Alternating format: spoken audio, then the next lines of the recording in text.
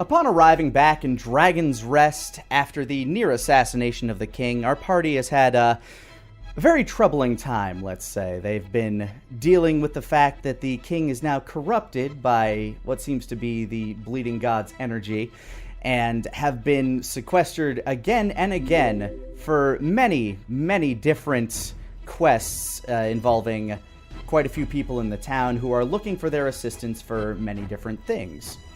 So, as we have rested on the invitations of Sheen to visit his master atop Platinum Peak, the inclination that they might be receiving an invite to the Whistlestein Spire to assist in finding the Whistlestein's missing spellbook, and of course Garrick, who has found much horribleness down in the sewers of Dragon's Rest, thanks to the free traders, a bunch of drug dealers and drug manufacturers of the underworld. There's a lot to do, and all this while little ol' Hackless is working away on their various magical items and looking for their assistance to find an ancient tomb of Arcanos far to the north and to the west. So everybody has had a very long rest after a night full of, let's just say, excitement of various degrees. And you've all awoken. Asmo, where did you decide to head to bed? I stayed in the blacksmith.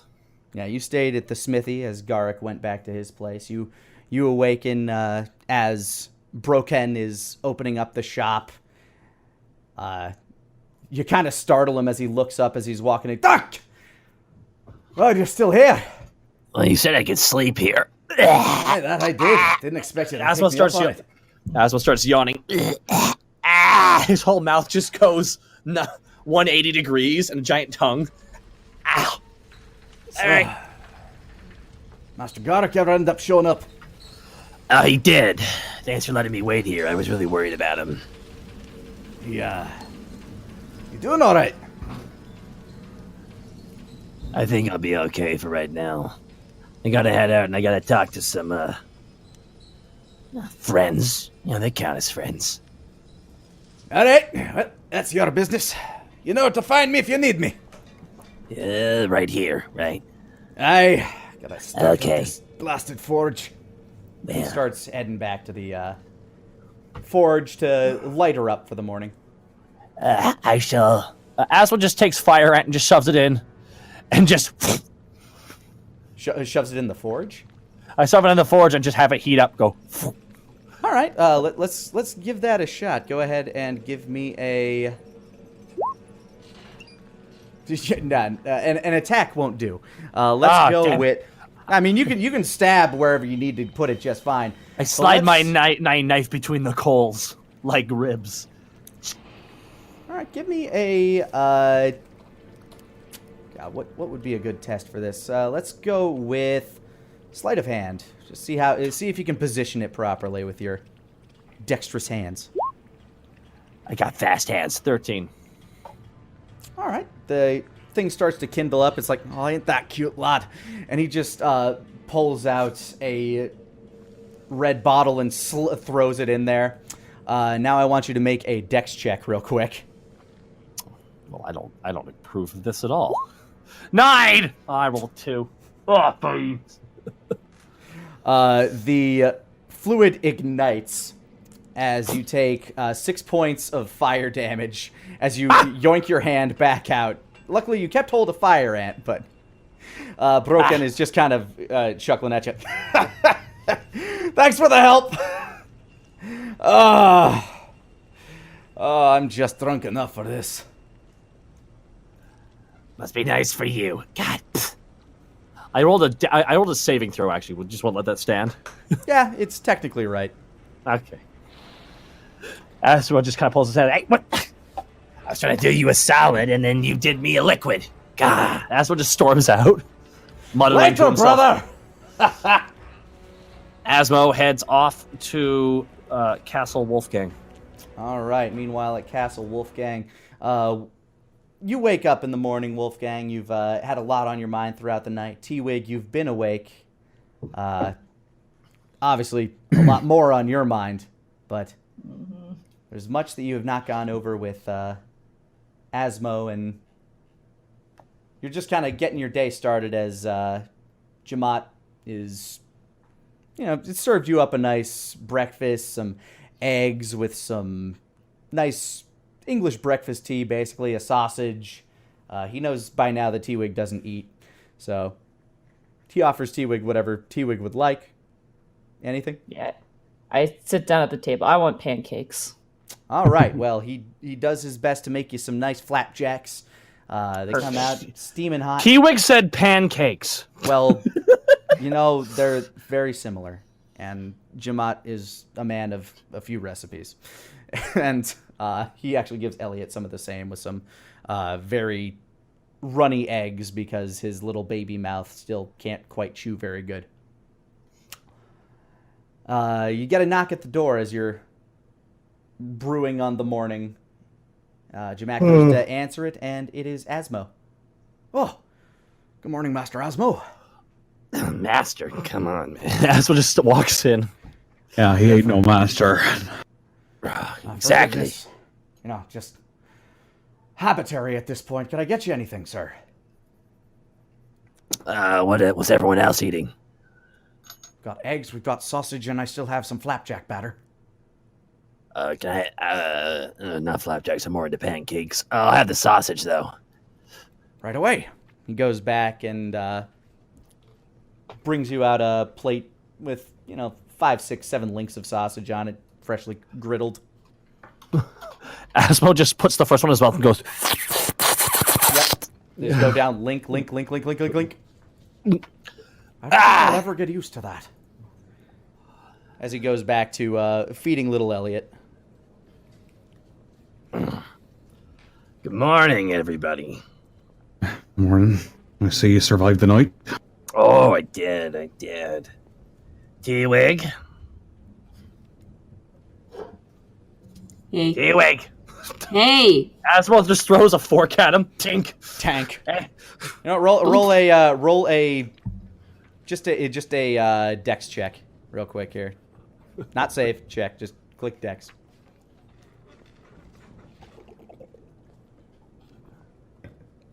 Kurt?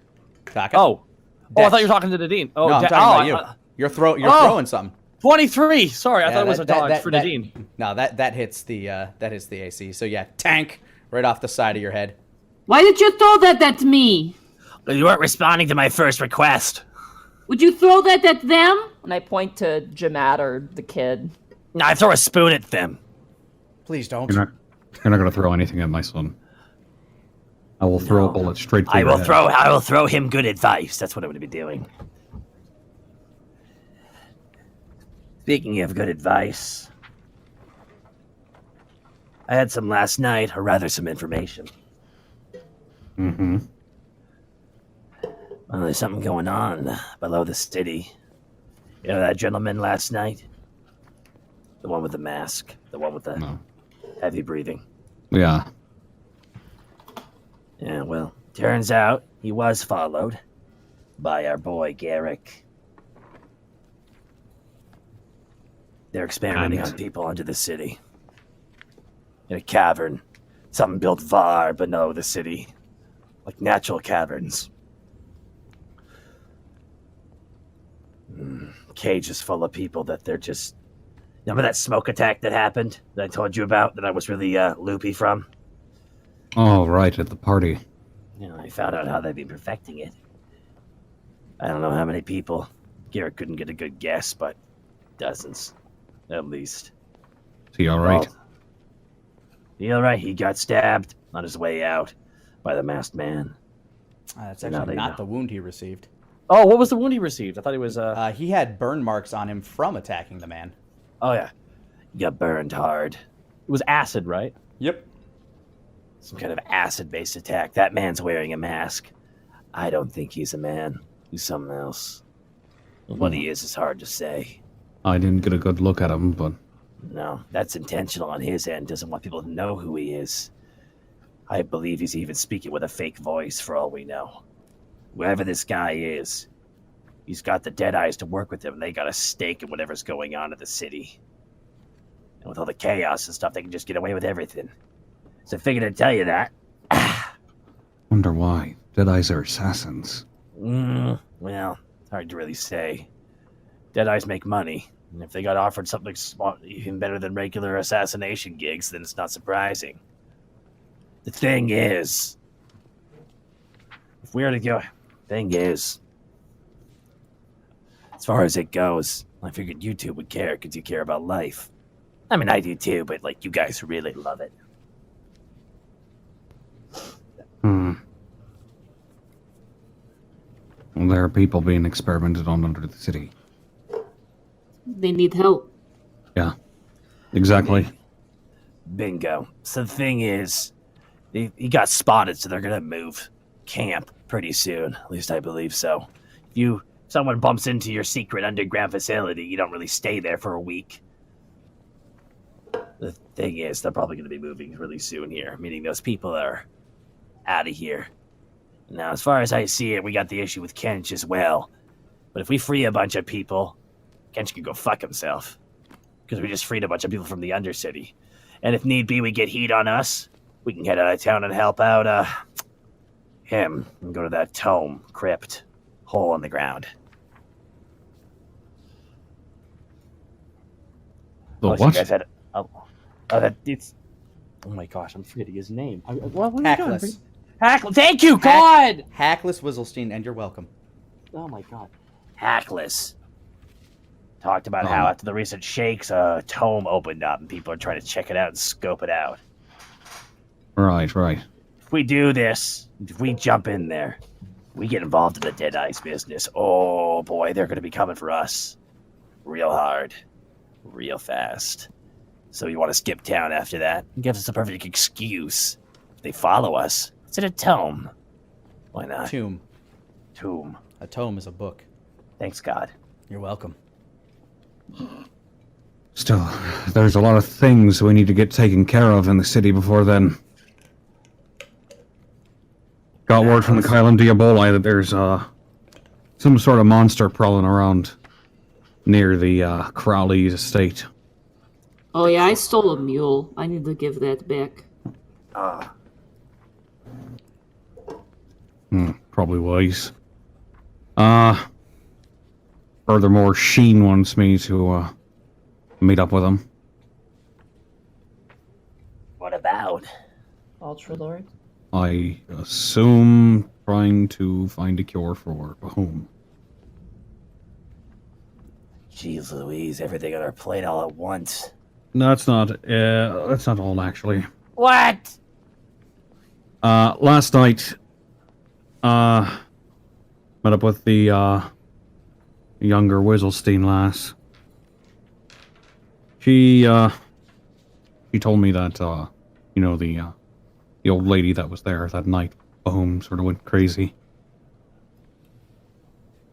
She's on her way out.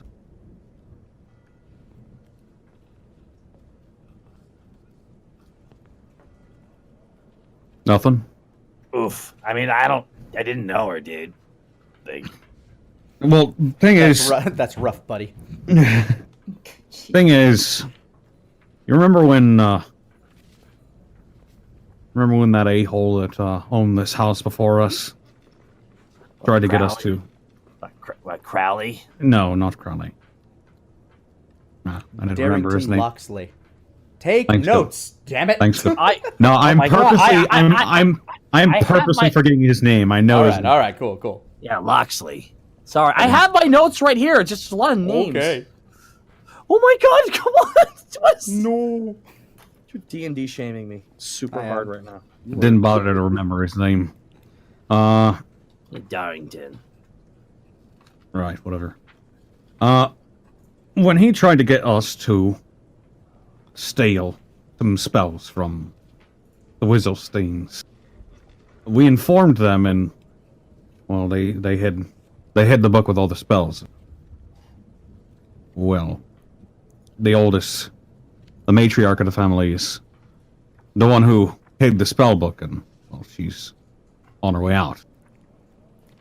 Thing is, she hid it too well, and she didn't tell anybody where.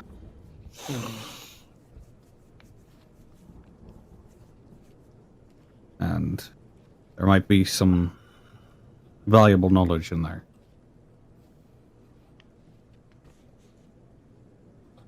Azra's sitting there, like, just shaking his head, going like, oh my god.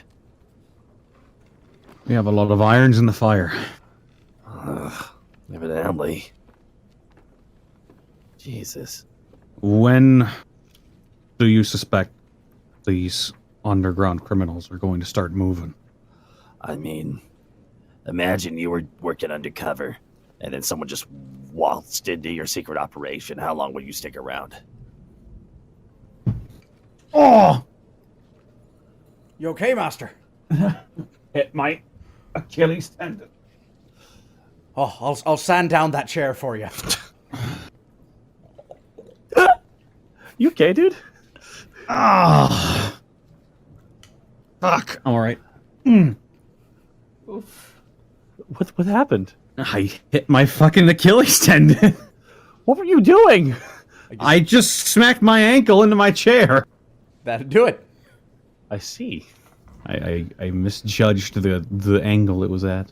Anyway, Oh my god, you okay, dude? Your foot, you're making a lot Fine. of noise. fine. Well, to answer your question, well, I'd probably leave that night. There's a good chance that they might be gone.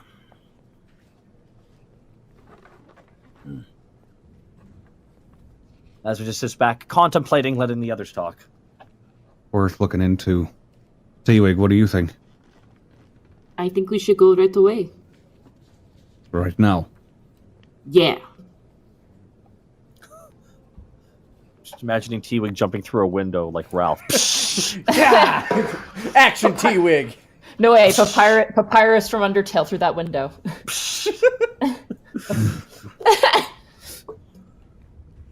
There's not much we can do. I don't think we need to run, Yesmo, if we do stop these people.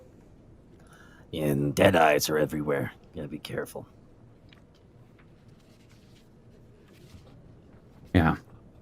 We're not messing with the dead eyes. We're messing with whoever contracted them. It's gonna make them look bad. And I don't think I need to roll for it. They don't like looking bad, right, Nick? No, people typically don't. I mean, you don't know who's going to be there or how deeply connected the Deadeyes are. Maybe, I mean, you don't know if they're just contracted specifically to be muscle at these sort of handoff meetings. You don't know if this guy has his own staff. You didn't get a whole lot out of Garrick, but Does if Garrick you know need- the... Garrick told me the route, though, right? Or does he know the route? Garrick knows the route. When you found him, he was in a state that it probably would have been a little too difficult for him to describe outside of the little bits of information he gave you, such as that he followed them and then they went into a crack in the sewers into sort of a semi-natural cave, probably a little bit of man-made elements in it, and then into another what seemed to be abandoned sewer on another end of a cave, which led to their compound, basically. That was the majority of the information you got, but you don't know where that cave is. yeah. The thing is, I need Garrick to guide us to that place, and Garrick's working today, I think. Unless He's probably not in any condition to help us out either. No, we're gonna have to wait till tonight, I think. Alright, well, if we're waiting for tonight, then I think we can get a few things out of the way. Before then, I think today I'm gonna go meet with Sheen. Okay. Do What you else want can we us take? to come with you? Yeah, not even. You're more than welcome to. Let's go for it, man. Alright. All right, so you decide that you want to go head out to the monastery atop Dragon's Rest on Platinum Peak. Sure thing. All right. Do they have a gondola or an elevator of some sort? They're monks, so no. Dang Stairs! Maybe a hand-cranked dumbwaiter at least? Just please. Asmo, before they leave, All right, 1 second. I promised I would do this. Everyone loves a slinky. All right, you guys finish up your breakfast. You give Elliot a kiss goodbye, and you head out into the town. The path towards Platinum Peak has always been known to you. It's just kind of through the town along the boulevard that would lead past the shopping districts. It leads to kind of some nice small park-like areas, let's say, past a relatively nice residential area that you're assuming is typically from the people that own the shops and businesses around town. It's not a poor area. It's kind of like where the middle class stay in this town that would be able to afford a home. Like a business district or something? It's outside of a business district. Like these are homes. You're walking through some fairly nice, kind of like duplex-looking houses and stuff. Ooh. Yeah, there's like fresh pies baked in windows, or typically you'd expect that, but it's still fairly early in the morning. Like you're probably looking at around 9 a.m. or so here. And as you walk past, you're walking towards the mountain down to the south west of town, and you could see Platinum Peak kind of gleaming up, and you're starting to notice a few people in blue robes with like silver sashes walking around, basically some of them are kind of sitting in prayer, and some of them are just kind of like bowing towards people walking by. They seem to be escorting, a couple of them seem to be escorting a cart full of platinum coins. And some of these guys are wearing like armor that looks very typical of the palace guard, but instead of red and gold that the palace guard normally wears, theirs are red and platinum.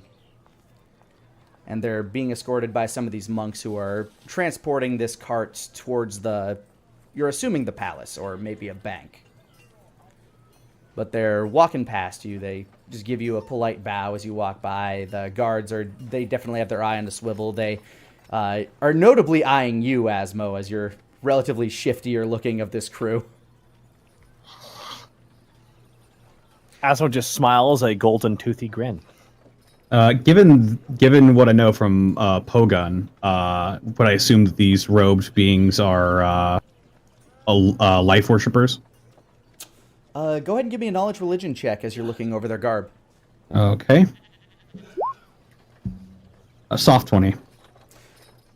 Their emblem seems to be that of the god of life. Like, it's definitely like there's a emblazoned sun across some of their more metallic areas of their garb.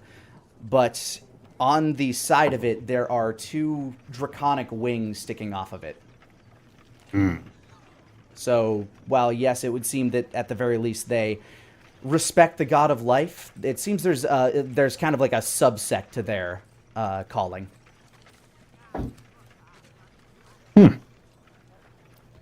Okay.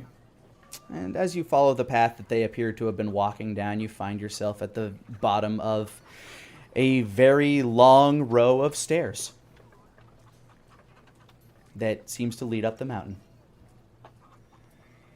I don't get it. Like, the pennant, I understand, like, being, like, disciplined, but why the walking? Ugh, boy. Probably some symbolic or something or other, like life is one big stairway or something. I don't know. You do That's notice. silly. You do notice next to the stairway there appears to be a kind of a lipped ramp that you're assuming they rolled that cart down. Because nobody wants to carry that thing all the way down. Although I guess even monks have some room for practicality in their building structures. All right, so you begin climbing. On a scale of 1 to 10, how fun would it be to ride this pathway all the way down? Ooh, it would probably be extremely fun, but also fairly dangerous, just because you're assuming that if you just hop in a cart and start busting down that thing, there's nothing really holding it on there. If you start going around, say, a slightly sharper than average turn, you'd probably bail out and just tumble down 1,000 stairs or maybe off a cliff. You don't really know. It is now T-Wig's goal to invent drifting. All right. I'm just imagining T-Wig as Bart from the one Halloween special with the happy fun slide in the vampire castle. I know I shouldn't, but when would I be here again?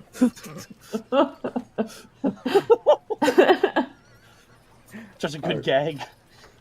All right, so you guys, I assume, start making your way up those stairs? Yep.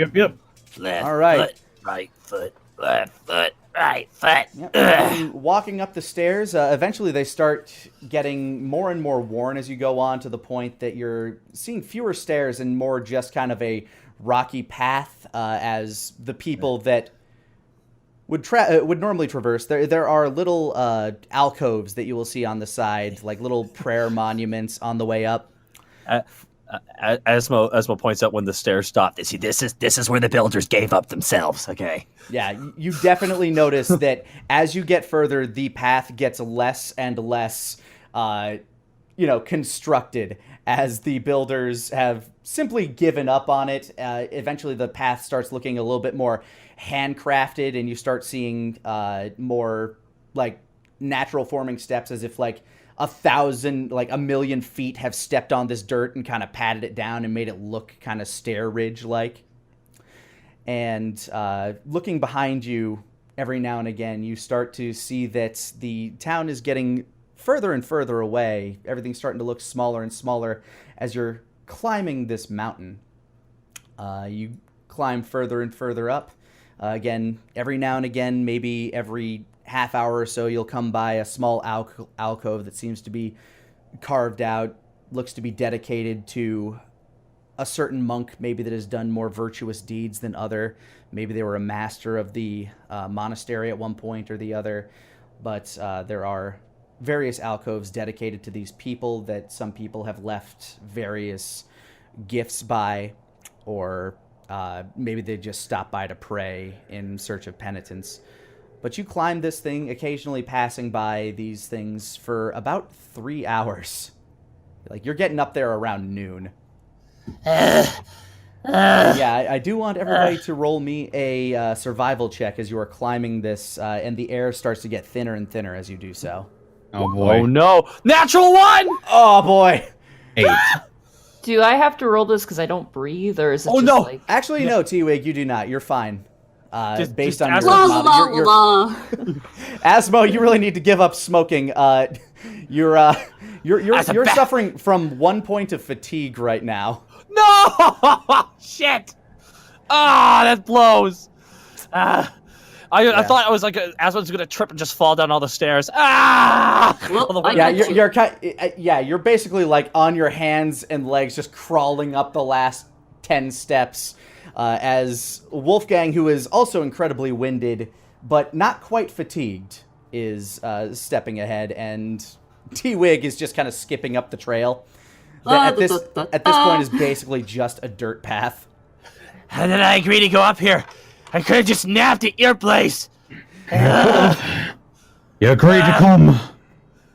So as you're climbing just up the path, you begin to see a large platinum torii, one of those Shinto sort of spirit gate looking things in Japan, gleaming in the midday sun. And as you get closer and closer to that, Asmo, finally kind of getting yourself back up onto your arms and legs and back up to your own 2 feet, as you are finally past the incline. Come on, we're almost there. Yeah, you start to see a stone building with a thatched hay-like roof just beyond the torii. It seems to be very well kept, although notably old. Any damage to it or wear on it appears to be caused specifically by the winds that blow through this area. Can Asmo just like lie on his stomach and just act like an actual snake and move forward? Oh, sure. You can slither along, just kind of crawl with your arms like a pregnant newt. You see a few dragonborn soldiers standing beneath the torii, and again, they're wearing the reds and platinums, unlike the guards that you see around the palace. They have a necklace of wooden beads around their neck, and they kind of hold up their hands as you approach, not used to too many visitors. What seems to be your business? I look down to my two winded companions. Wolfgang's just kind of bending on his knees, just... Why did you walk? You could fly. I can only do it once a day. I'm gonna waste it on this. I need to work on anyway. We're here to meet with Lord Sheen. Master Sheen's expecting you. Okay. Well, to make it to him, you will just have to pass through that building. Looks behind you. You can see behind him. The building, it seems very dark on the inside. Doesn't look like there's anybody inside, but it seems nice. And you note as you look around up here, you get a very good view of a lot of the surrounding areas, not necessarily past the peak of the mountain itself, but you can see a lot of the landscape that you haven't seen before. So I'm actually going to reveal a little bit of this map here from the perspective that you're at.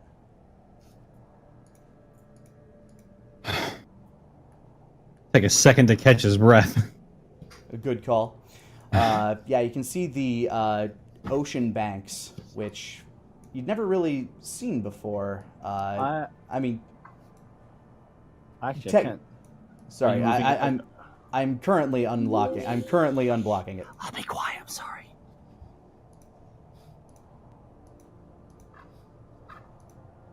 All right.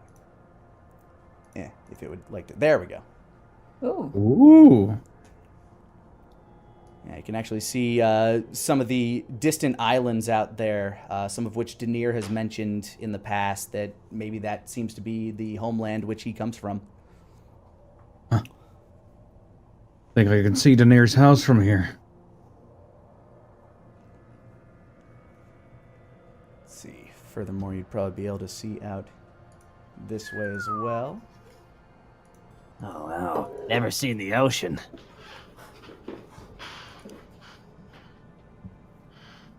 I hate that tool. There we go.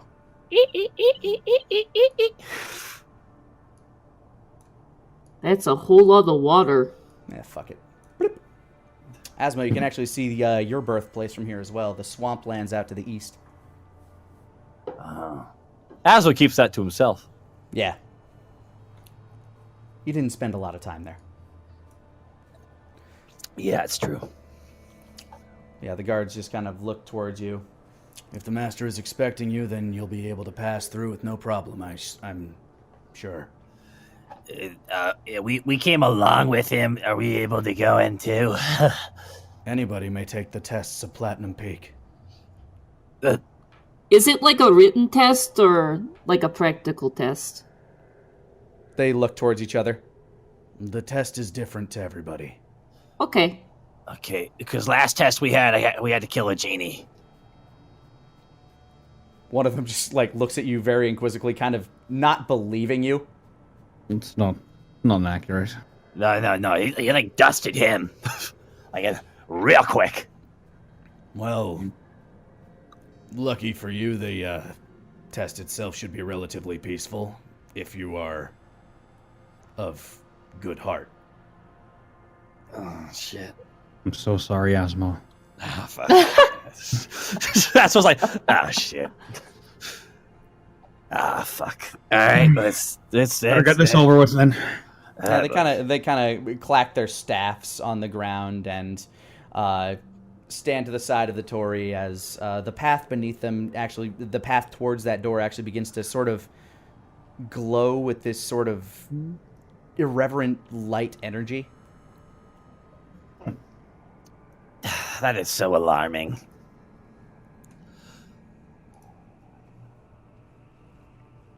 So what do you do? I walk towards the light. All right, you walk along the lit path. I'm assuming everybody else follows you in Yep. tow. And as you walk into the building, you begin to hear the stone of it clack beneath your feet. And this building, as you look in, there's a bit of light emitting from the doorway behind you.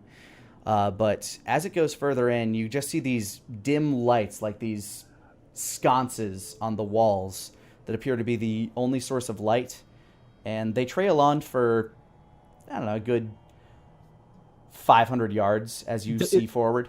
Is it bigger on the inside? Based on what you saw outside, yes, it seems a lot bigger on the inside. This place is magical. This is a big house. Yeah, considering how small it is up top, I thought it was a bit weird. Still a mountain. So you proceed forward. Oh yeah. You begin to walk forward into this building. The stone clacking under your boots begins to echo sort of around you. Just clack, clack, clack, clack, as the sound of the winds outside begin to fade from the distance. Now all that's around you seems to be the crackling of the torches every now and again as you're walking by them. They seem to be spaced out about 50 yards each. But eventually, in the distance, you start to notice that these lights are not coming, and you start to walk into this field of pitch blackness. And the air around you starts to begin to feel a bit heavier and denser, like you're stepping into a sauna. You're in a very thick fog of sorts. And I need you each to make a survival check, Asmo with disadvantage, as this air begins to feel a little bit oppressive around you. Like stifling. Oh!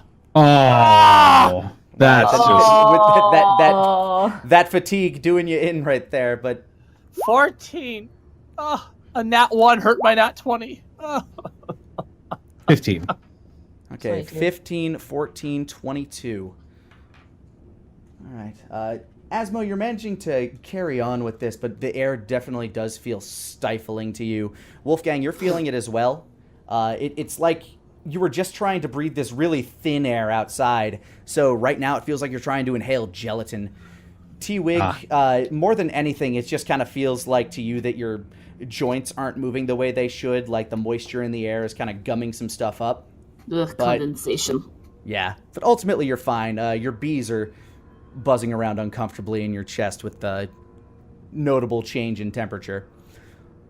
But it seems to be okay, ultimately. Like, you press on. You've been through far worse to turn back from this. But as you go on, the clacking of your footsteps, you begin to sort of hear, like, every time the clack echoes off the wall, you think you hear a voice go along with it, like something just whispering in the dark. Who's that? Do you think they're strong? Think we could take them? You guys hearing that too? Yep. Yes. This is not what I expected from, Yeah, and it's so dark in here, by the way, that even with your dark vision, it is pitch black around you. Like, you can barely see 2 feet in front of you, like the stones beneath your feet. You could kind of see your hand in front of your face, but even that is hazy. Maybe we should say hello. You know, be friendly. Take it away, T-Wig. God. Ahem! Voice clearing sound. Hello! Your voice sort of echoes as it reverberates not only from your face mask, but on the walls as well. And all of a sudden, everything just goes deathly quiet after you say that. Hello? My name is T-Wig. It would be nice to meet you. You hear that echoing, but nothing beyond it. I'm going to cast light. All right. I'll just cast it light on my glove or something. All right. You cast light on your glove, and you can see around you perfectly fine. There's nothing there. And the ground beneath your feet, it's just this normal monastery. And you continue walking as you're holding up your glove, and you're starting to see those sconces again. And then very shortly afterwards, you see a light at the end. Okay. And you walk towards that. Yeah. And you find yourself out the door you came in. The guards that let you in look back at you. Did you get lost? Thought it was a straight shot. Evidently. It is. We walked forward and we showed up here. Is that normal? For some. Guessing this is all part of that test.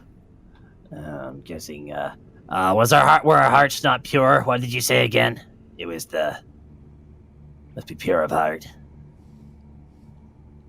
They just sort of like look at you, glance up and down, go back to like standing guard. It's clear that they're probably not allowed to help you with this. Just like an exam at school. Papers down. Maybe it was because I used my light spell. Maybe we have to go in one at a time.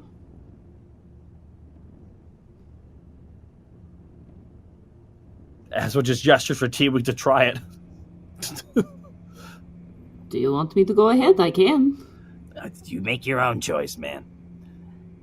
What do you think, Wolfgang? Maybe. Although those voices seem to address us as a group. Let's... We got some time before nightfall. I think we can try it again as a group.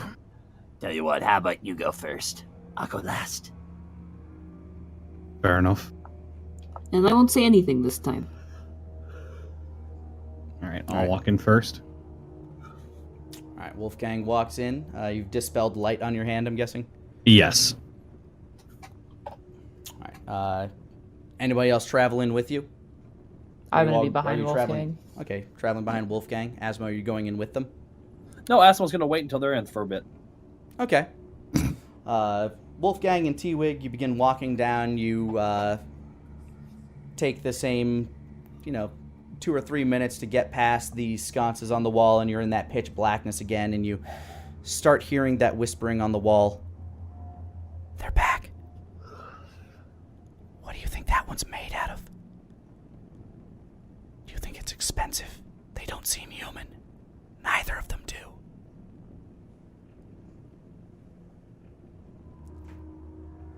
You're just hearing this echoing as you continue forward. And as you press on past these whispers, you think you feel the slight breeze of maybe somebody just passing by you as you're walking. And all of a sudden, your feet start to feel a bit wet, as it starts to feel like you're walking through kind of a swampy puddle. And Wolfgang, the smell of copper is just sort of hitting your nose, and you start hearing these gasped breaths around you.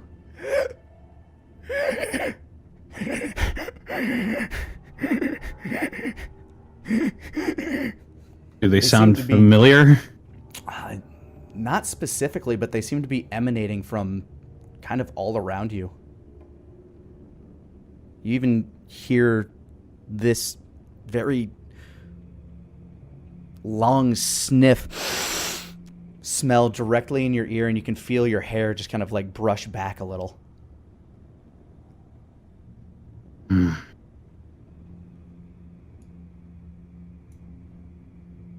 feel like there are several things just kind of standing within 5 feet of you in any direction. And your lungs are just full of this mist that's now beginning to taste like copper. T-Wig, you don't taste this, but you definitely feel the presence of things around you. I am trying my best not to say anything. Yeah, I'm not going to say anything either. I guess we'll just keep pressing forward. All right, you keep moving forward. You feel like you're in waist-deep water, just kind of like pushing forward. It's starting to get kind of difficult to trudge through this stuff, but you push on. I will cast Shape Water as a cantrip. what do you? Does that require visual? You choose an area of water you can see within range that fits You within a can't 5 feet see space. anything. That's right. Okay. Then no, I can't do that. Yeah, you you just feel like you're trudging through a swamp. This murky water. You feel something brush by your leg.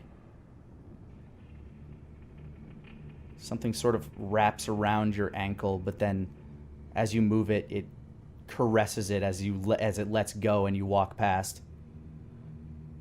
And the water begins to get less deep the more you travel.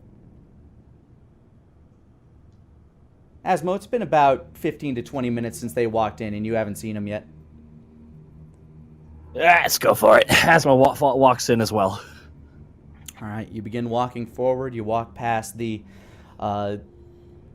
braziers as they slowly disappear from sight. You're now hearing the whispers again.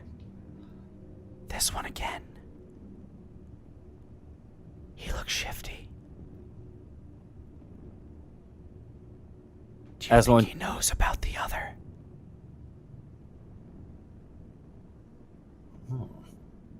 Asmo keeps walking. He doesn't look as strong as him.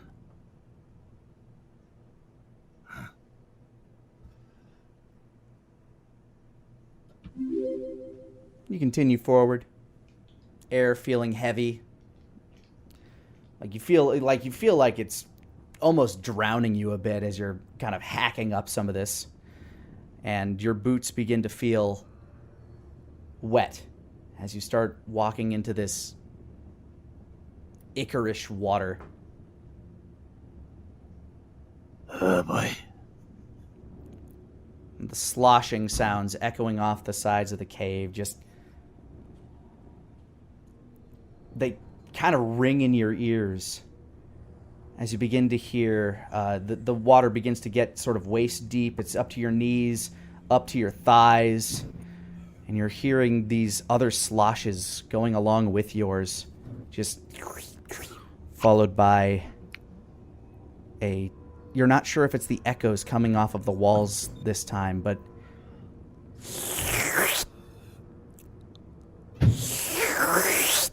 Does this sound like the thing that Asmo heard when he was in that blackness when they were fighting Yes. against Bordeaux?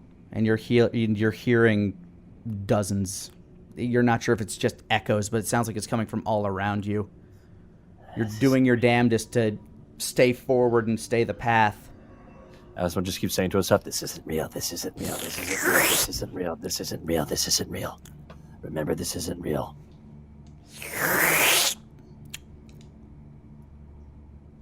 and Asmo keeps trudging along. You feel like you feel like you nudge into something, like something bumps your shoulder as you hear a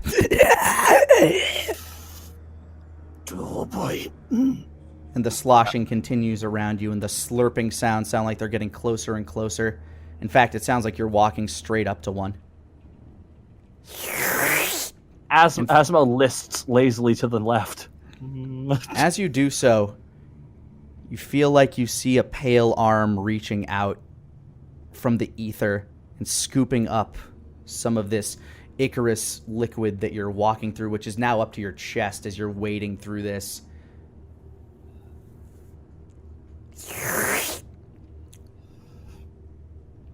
T-Wig and Wolfgang, as you continue walking, you begin to, you've stepped out of this water, and for whatever reason, you feel perfectly dry. And you can see at the very end a sconce with a torch on it. And you begin traveling towards that. It looks a few hundred meters away from you, but you can definitely see the gleaming of a torch in the distance. And Asmo, you start to get to that same point where the water's slowly getting less and less. It's starting to go down more and more. The slurping sounds now sounding like they're behind you, and you feel these slightly clawed hands kind of like graze across your face. I like your flesh. Thank you. Esma says very quietly, Thank you. In your other ear, you feel the slight tickle of a tongue. You're welcome. you ever see someone like push their head away, would close their eyes like, oh fuck, no. Yeah. The other one, Esma was like, ha ha ha. No. No. Thank you. No, thank you. And you too start to see this torchlight in the distance. It's very far away, but you're starting to wade faster and faster in the water just to get the hell out. Esma starts just kind of starts speed walking a little bit. Yeah, it seems to flicker a bit in the distance. As Wolfgang and T-Wig, you make it to it. The torch appears. You approach this dimly lit brazier, and you see a message scrawled on the wall that seems to say, "Moving forward means not looking back."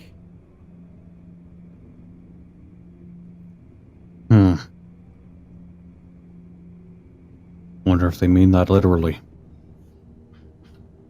Maybe.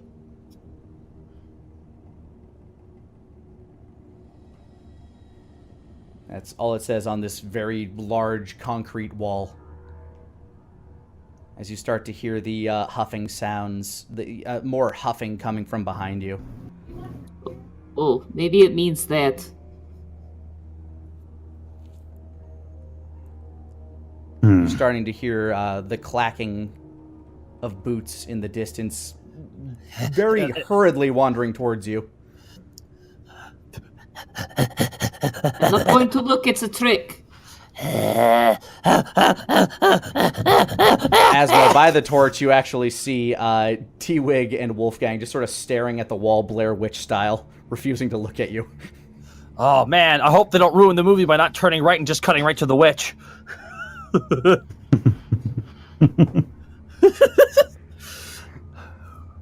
Yeah, Asmo, you can see them around the torch in the distance, just staring at the wall next to this torch. Do I believe they're illusions? I don't know. What do you believe anymore? Asmo thinks they're illusions. No. Asmo just keeps walking past them. You run straight into a wall. Poof! Wolfgang, T-Wig, Asmo walks into the wall right next to you. Oh, Ezra, hello. Can I see them? Or is it super dark still? Yeah, you can see them. You can also see the message scrawled out in front of this torch. Asmo just gestures back to where the noise is, the water or the creature. The hell was that?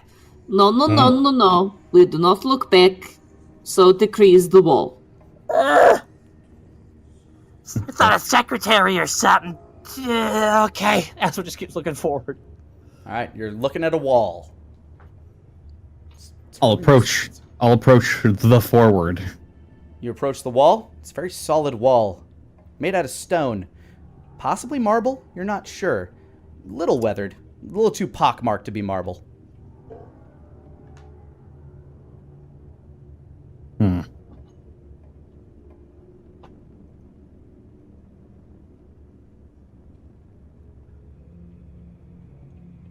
Yep. I'll try pushing my hand against the wall. It's a very solid surface. What do the words say again? Top left. Moving forward means not looking back. Moving forward. Seems to be written in 3 different languages, including Common, Draconic, and one that only Wolfgang can read. Is it Celestial? Yes. Then T-Wig can also read it. I can read T-Wig can read Celestial. Oh, yeah, that's right.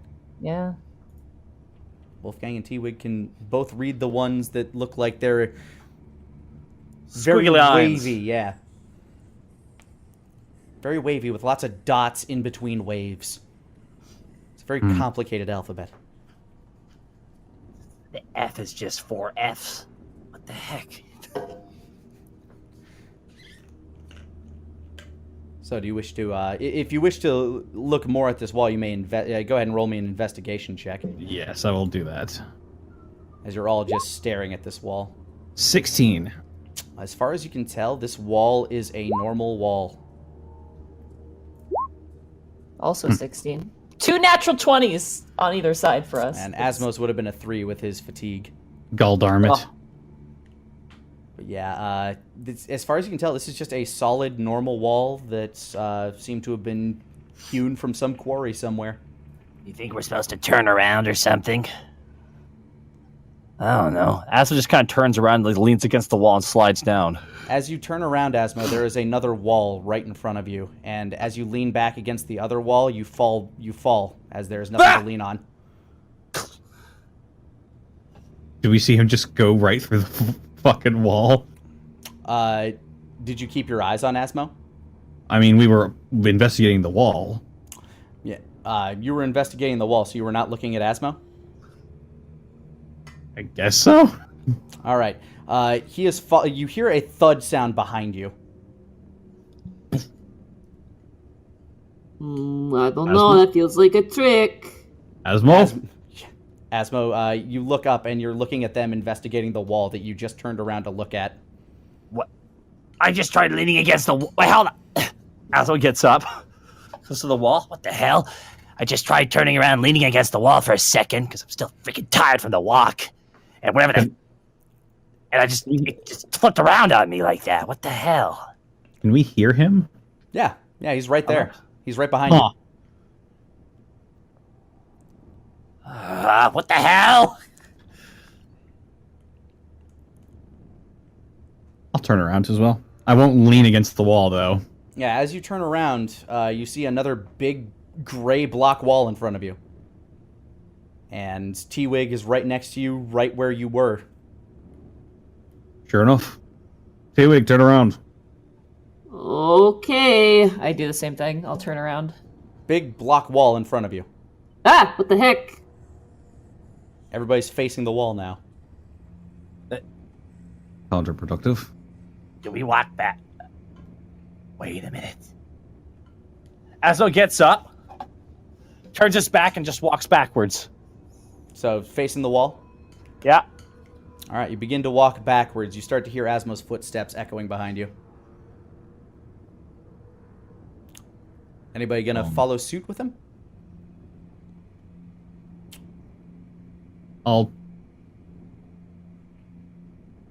You begin to see the torch disappear in the distance as the other two are just looking at the wall still.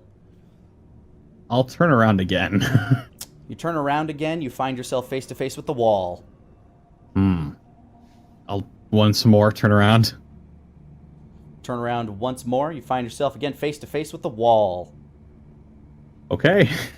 I'll start walking backwards. All right, you begin following Asmo's clacking footsteps. Asmo, as you have done this, you begin to feel a cold breeze tickle your neck. Okay.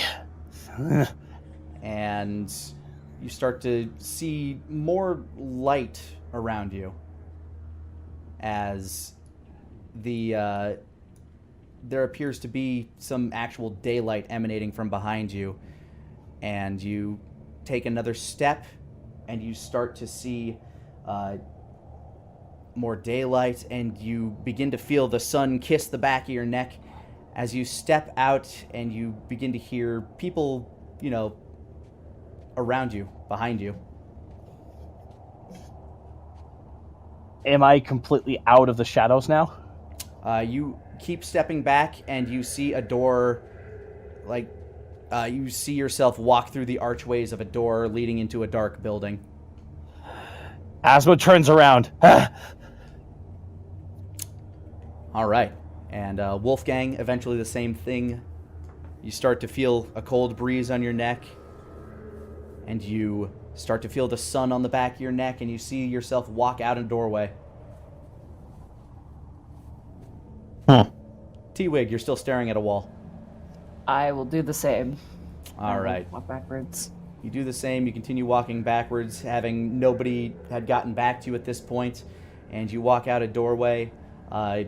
You don't feel all the same things that they felt. You still feel like you feel the breeze rippling across the feathers on your cloak. But you find yourself in sunlight once again. What are we And seeing? you see yourself next to Asmo and Wolfgang, who are facing the other way. And as you turn around, you find yourself in what seems to be the exercise yard of a temple with many students in blue robes as they're practicing their form in a group somewhere in the courtyard. The courtyard seems to be lively yet peaceful as older students rake the sands of a Zen garden in the center of this courtyard. There appear to be a few buildings surrounding this area. Some seem to serve as quarters for the monks of the monastery, others places of learning or meditation. The large building on the opposite end is what immediately catches your eye, however.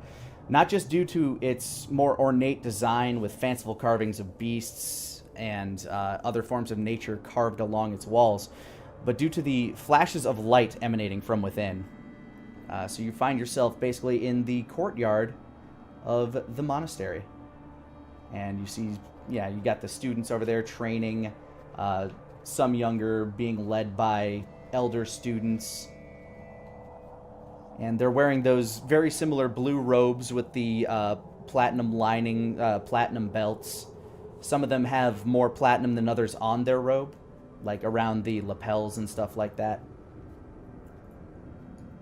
Well, I'll be.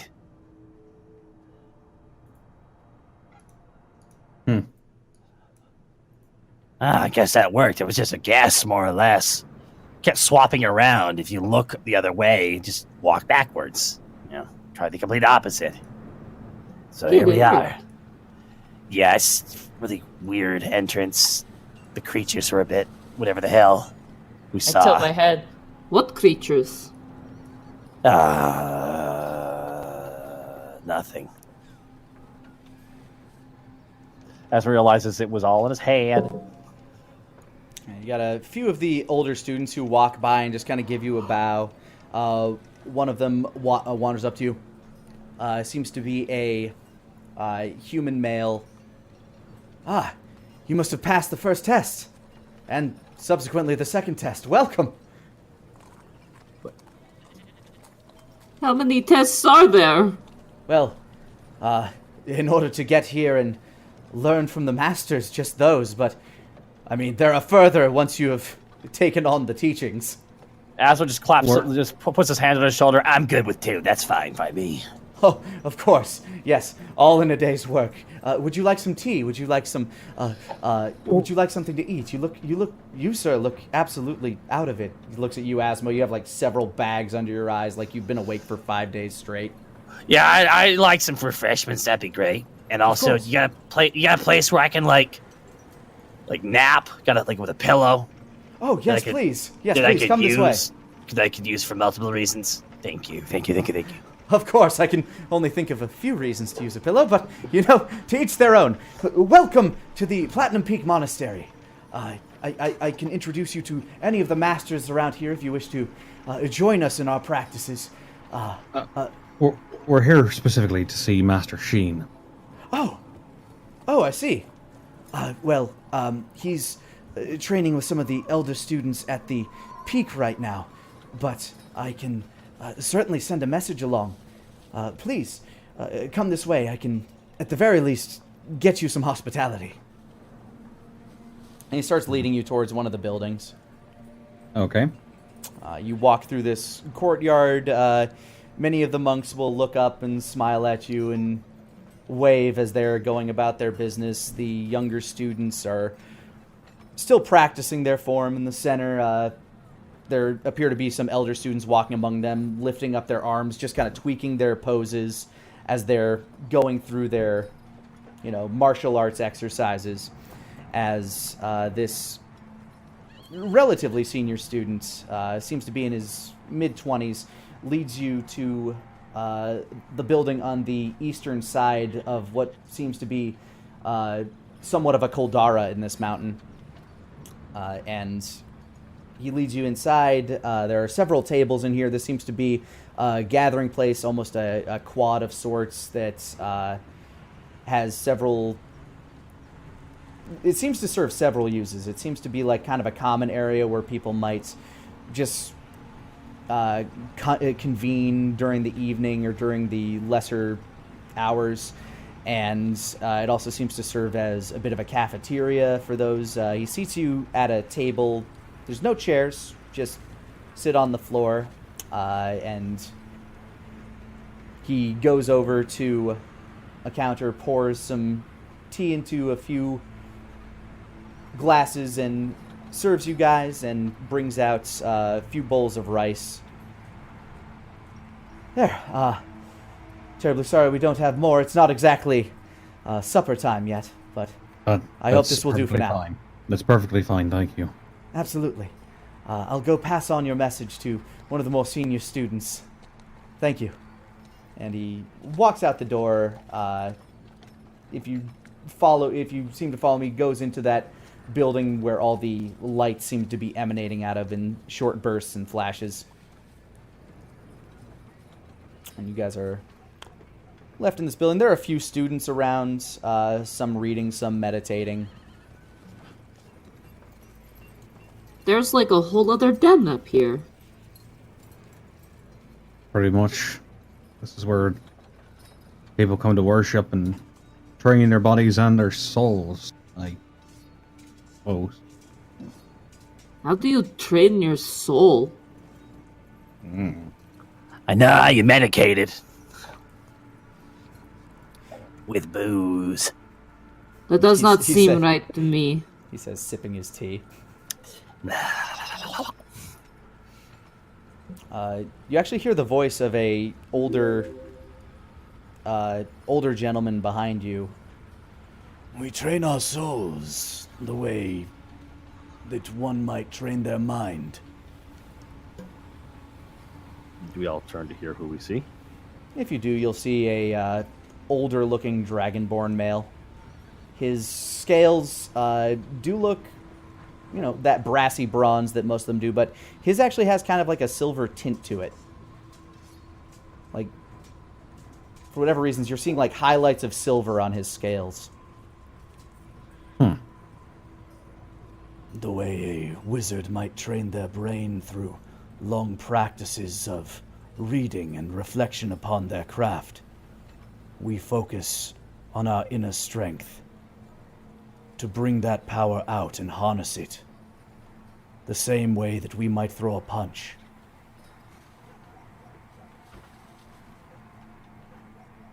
Hmm. And who might you be? Forgive me. My name is Garland. I've been studying here for 75 years. Asma whistles hearing that. It's not incredibly long for people like me, but I hope one day to reach the heights of Platinum Peak to convene with the masters up there. You've been training for 75 years and you still aren't ready to go to the peak? Some are more gifted than others in the arts. I figured with my lineage that perhaps I was more suited and better gifted. I was a fool back then. Very brash, I learned the errors of my ways. I know now that the path is the same for all, though some find it easier than others. I still seek to abolish myself of my more prideful inclinations. They seem to hold me back. And not to throw like a stick through your spokes there, but wouldn't you say it's prideful to try your best to not be prideful? Kind of like a weird cyclical thing. And so now you see the dilemma that I meditate upon. I mean, everyone's got an ego. Just gotta find the right place for it.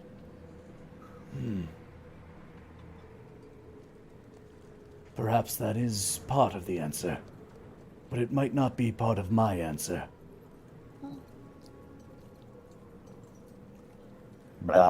He's drinking the tea.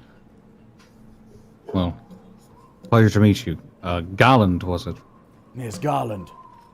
Very a pleasure to meet you as well. Will you be studying up here as well, Mr. I'll reach my hand out to him. Wolfgang Connolly. Not being, he's been up here for quite a while, but is still relatively familiar with customs, so he's... Oh, yes, of course. He stands up from his meditation, walks over to you, and shakes your hand. He's a very tall gentleman, a lot ganglier than most of the Dragonborn you know. Seems very thin, not emaciated, but think like 0.1% body fat type. Gotcha. Very sinewy. Yes. But he's also very tall. Like, he's 6'7", maybe 6'8". Like, he's up there. Towers over you. Luigi. Wow. So if he continues to ask him, So will you all be studying with us? I know we're always happy to welcome new students.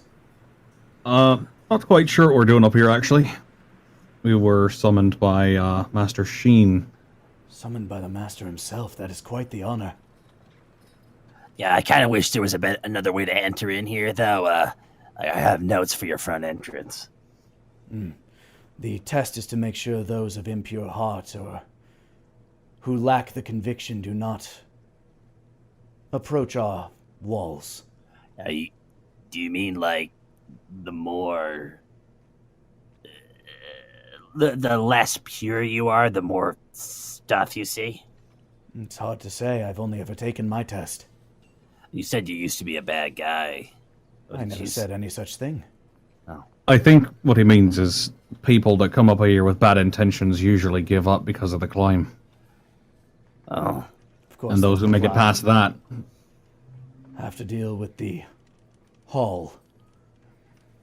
Yeah. It But really, this dissuades- place...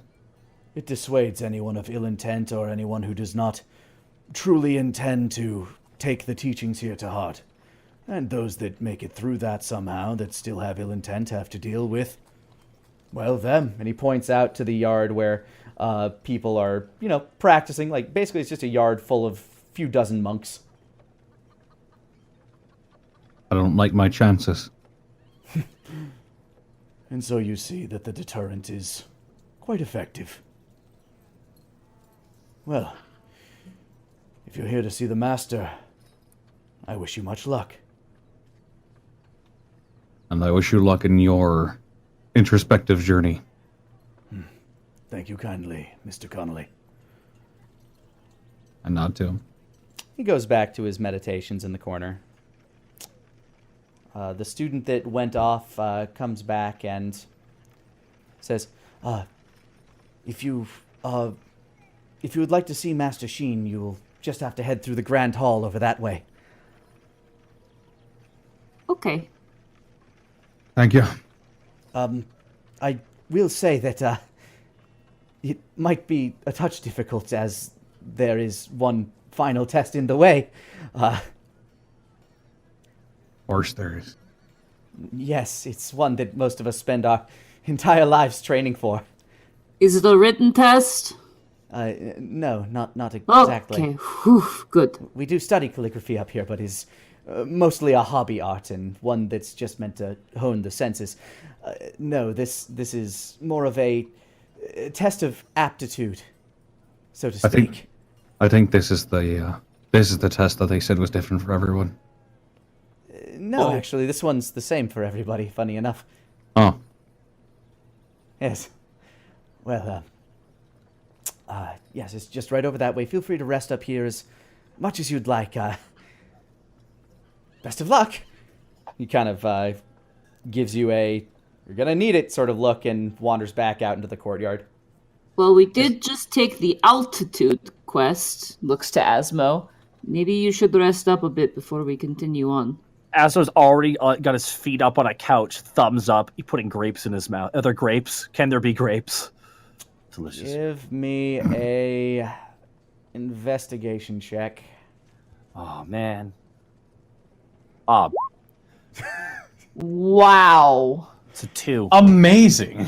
Fantastic. You know what? You don't find any grapes. You think you did, but you're choking on some dude's prayer beads right now. You're basically just like swallowing a bunch of prayer beads. They're really, really dry grapes. Asmo making eye contact, just spits them out confidently. Asmo just puts his hands behind his head. I'll just chill here while you guys go off and have your meeting. All right.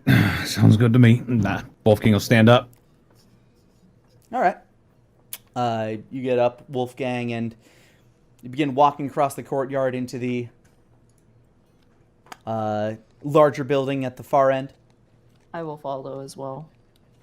Asmo, I guess you just throw your cloak over your head and start taking a nap in the middle of this. Asmo crosses. Asmo just finishes his tea, puts his cloak. You know that thing where you lie down, you put your arm over your eyes, and you get your elbow kind of like right in between your eyes, more or less. Yeah, Asmo's doing that, and Asmo just wants to sleep because he just climbed. He climbed a physical. He climbed a physical mountain and an emotional mountain at the same time. All right.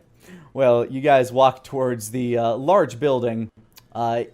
Inside said building, after you walk past these very ornately carved pillars that lead into it, you find rows and rows of tables, all with monks standing behind them, each throwing their hands at what appear to be slates of platinum and raining down small blasts of luminous white energy.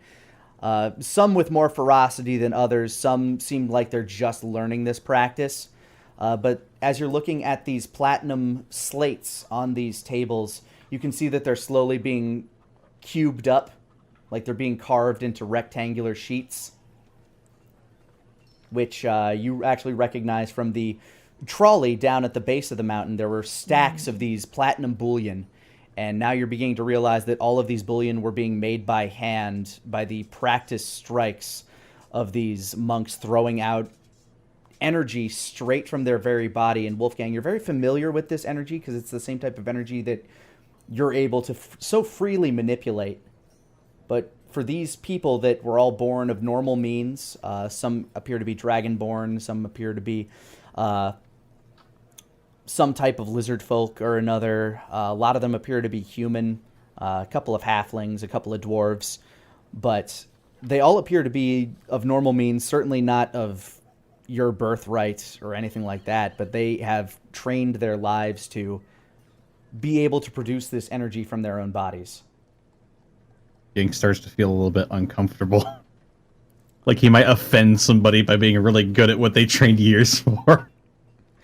And yeah, you just see these guys going, huh, huh, huh, slowly but surely cutting these grooves. It seems like some of them, like, you know, kind of pass out from the exercise with barely even a dent in it.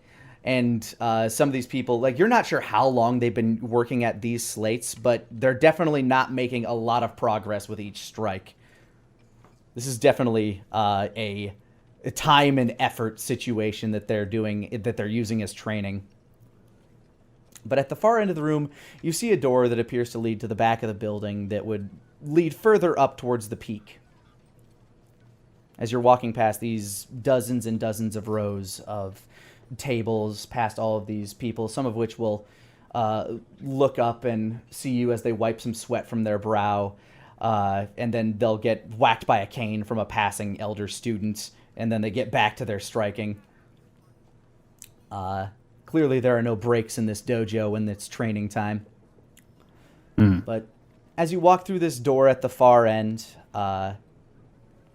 you see a very large, like, I'd say 20 feet high, massive platinum doors that stand sealed shut before you. And two colossal stone statues, maybe a couple feet shorter than the door, probably 18, 19 feet tall, that seem to stand guard. They look almost I'd say they look Oni-like, but they have very draconic features. But they definitely look like they're in sort of a kabuki pose. One of them holding out what appears to be a ball, the other one, its hand entrenched around a staff as it's holding its claw back, looking like it's about to attack, both with a very ferocious look on their face as they look down towards this these braziers that seem to be at their feet, maybe about 20 or so feet away from them, in front of them. And you see that this is the test to open these doors as you see a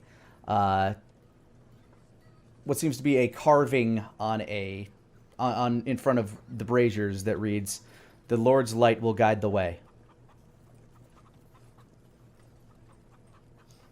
Are the braziers lit? No, they are completely out. They do smell like there's some sort of accelerant in them.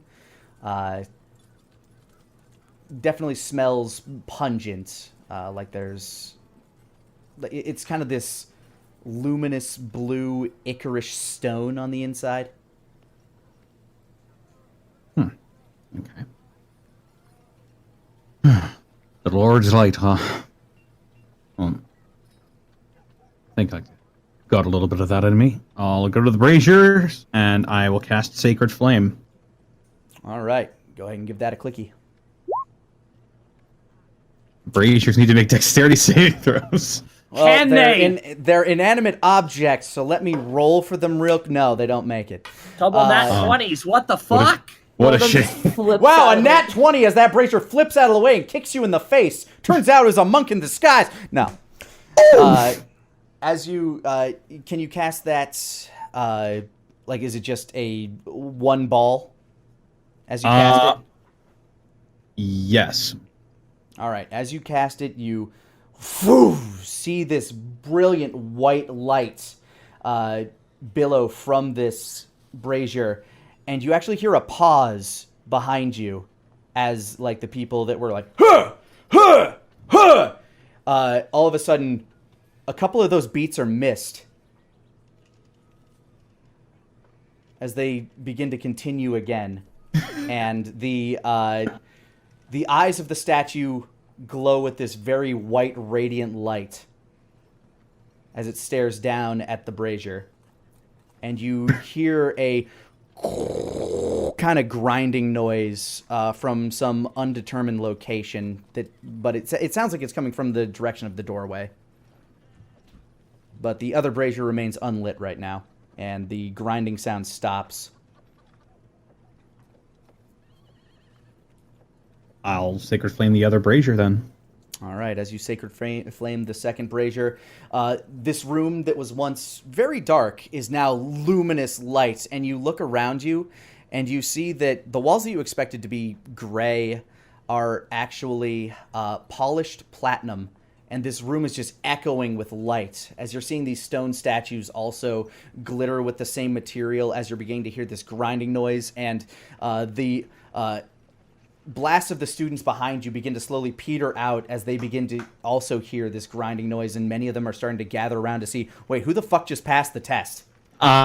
Wolfgang is just making, like, the most lip-sucked-in Luffy face right now, just... And, yeah, you see several They're all elders- looking at me! Yeah, you see several elder students kind of gathered around, some masters, and you'll notice that the things about their cloaks... the fact that some of their lapels and stuff are more emblazoned with this silver material, it appears to be based on how much of the slates they are able to cut through with their blasts. As you're seeing some of them kind of like wipe this silver dust off of their forehead and then realize, and then they start wiping it on their cloaks. It seems to be kind of a badge of honor and shows how long you've been there, that their hands begin to get covered with this platinum dust as they are blasting away. And this door behind you begins to open as the sun peeks in from behind you. And everybody's just in awe of the fact that this dude that just showed up and nobody fucking knows just passed the hardest test to go see the masters.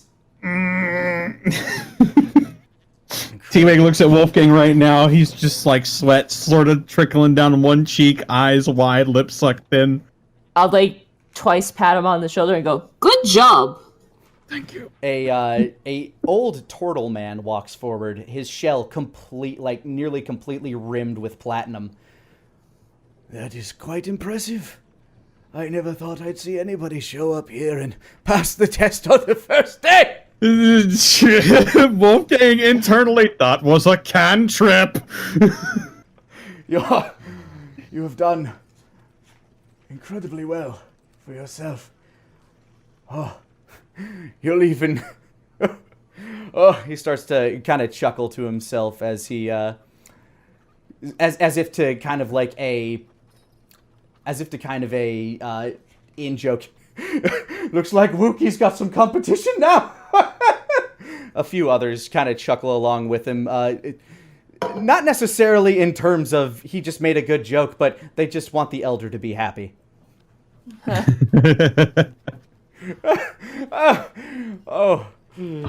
Please carry on. Bye.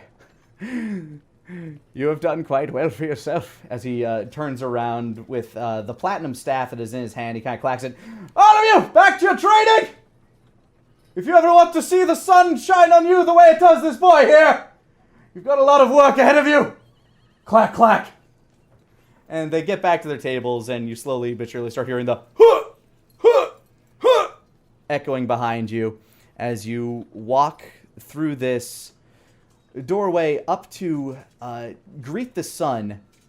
As you're beginning to realize it's definitely well past midday, probably about 4 o'clock. The sun is looking down on you at an angle there, but you walk past these doorways, and sorry, I gotta get back to where I was.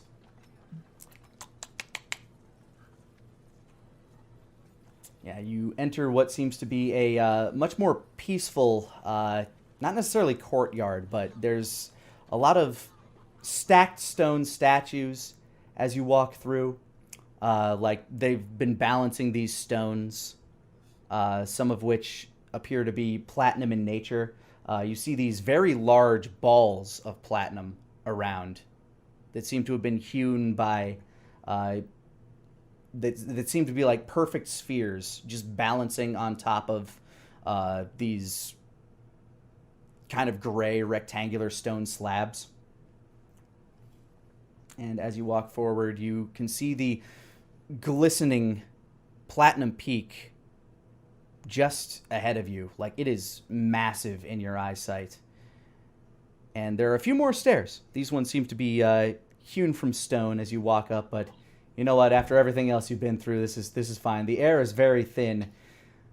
But as you walk up the stairs, you see Sheen meditating between several stacked stones. And he opens his eye as you approach. Ah, you made it! Real quick, Nick, could we have a quick break so I go to the bathroom real quick?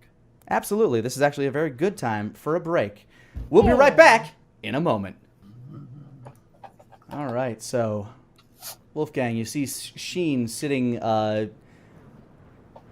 amongst basically a stone garden, several stones stacked around him. He's sitting in meditation, kind of balancing on top of his staff. Being a kobold, he's still very short, so even on top of his staff, balancing on his tail with his legs kind of in that Dalsim pose, he cracks his eye open and looks at you. Ah, you made it! And you're still basically at eye level with him, even as he's balancing like this. Welcome! Thank you for having me, Master Sheen.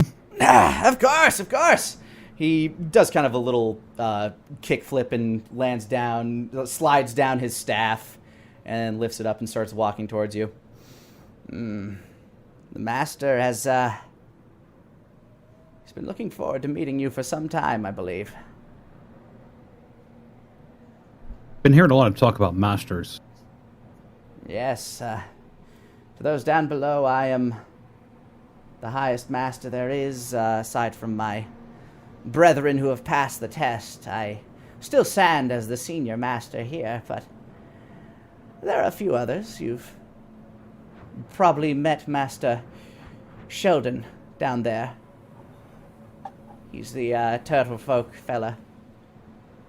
Likes to crack jokes that some people might not necessarily find funny, but we humor him. And of course, there's our most recent addition, and from around you kind of hear the echo of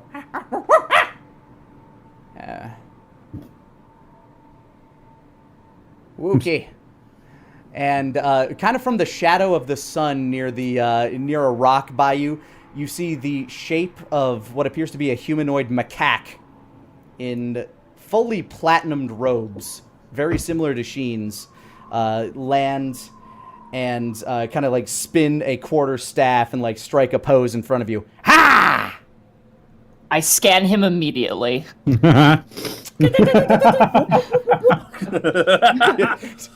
He looks over you, kind of like scratches the top of his head, pulls a tick off. Thunk. Master, what are these people doing here? How'd they get here? You're not even dressed right. He like points at you, Wolfgang, with his staff. Easy, my boy. The High Master himself called specifically for him. No! But he didn't even train with us! I mean, I've never seen him. You passed the test way before. Oh, son of a... God darn it! He starts, like, kicking rocks and, like, throwing a bit of a monkey tantrum. The boy is spirited. He takes you by, like, he gets up in your... the monkey man gets up in your face, Wolfgang. And as you're looking at him, you can see a lot of the hair around his face, normally that's brown. He seems to have these platinum frosted tips all around his face and around his hair, like a kind of a shiny quill of frosted monkey hair. Ooh. He looks like Guy Fieri, but a monkey. Yes, kind of. Oh my god. He points in the direction you came from. See those silver balls down there? The platinum ones? Uh-huh. He kind of grabs you by the chin and like kind of walks you over using his third hand to hold the staff as he's like doing that sort of like Rafiki monkey run. And he like points down at the one that's closest to the monastery. That one's mine. I made that one. Do you think you could do that with your hands? By hands, probably not. Master, these guys didn't train to get here. Wookie, you have shown incredible aptitude towards our arts. But you are not the master here. Know your place. Can I at least fight them? That is not a time or a place for that. He just kind of like hunches down on his haunches and like throws his hands like defeatedly between his legs, leaning against his staff. Fine. But the conversation you're about to have, I do believe, Wookie, you might be of some assistance in that regard. Wait. You don't mean he actually gets to talk to... But nobody can. They die. Yes. I'm sorry, whoops. There's the question. You see, the High Master has been in here recovering for many, many centuries. And he doesn't exactly speak conventionally. It is only through his light that we are able to commune, and many masters, high masters, including my own master, die speaking with him.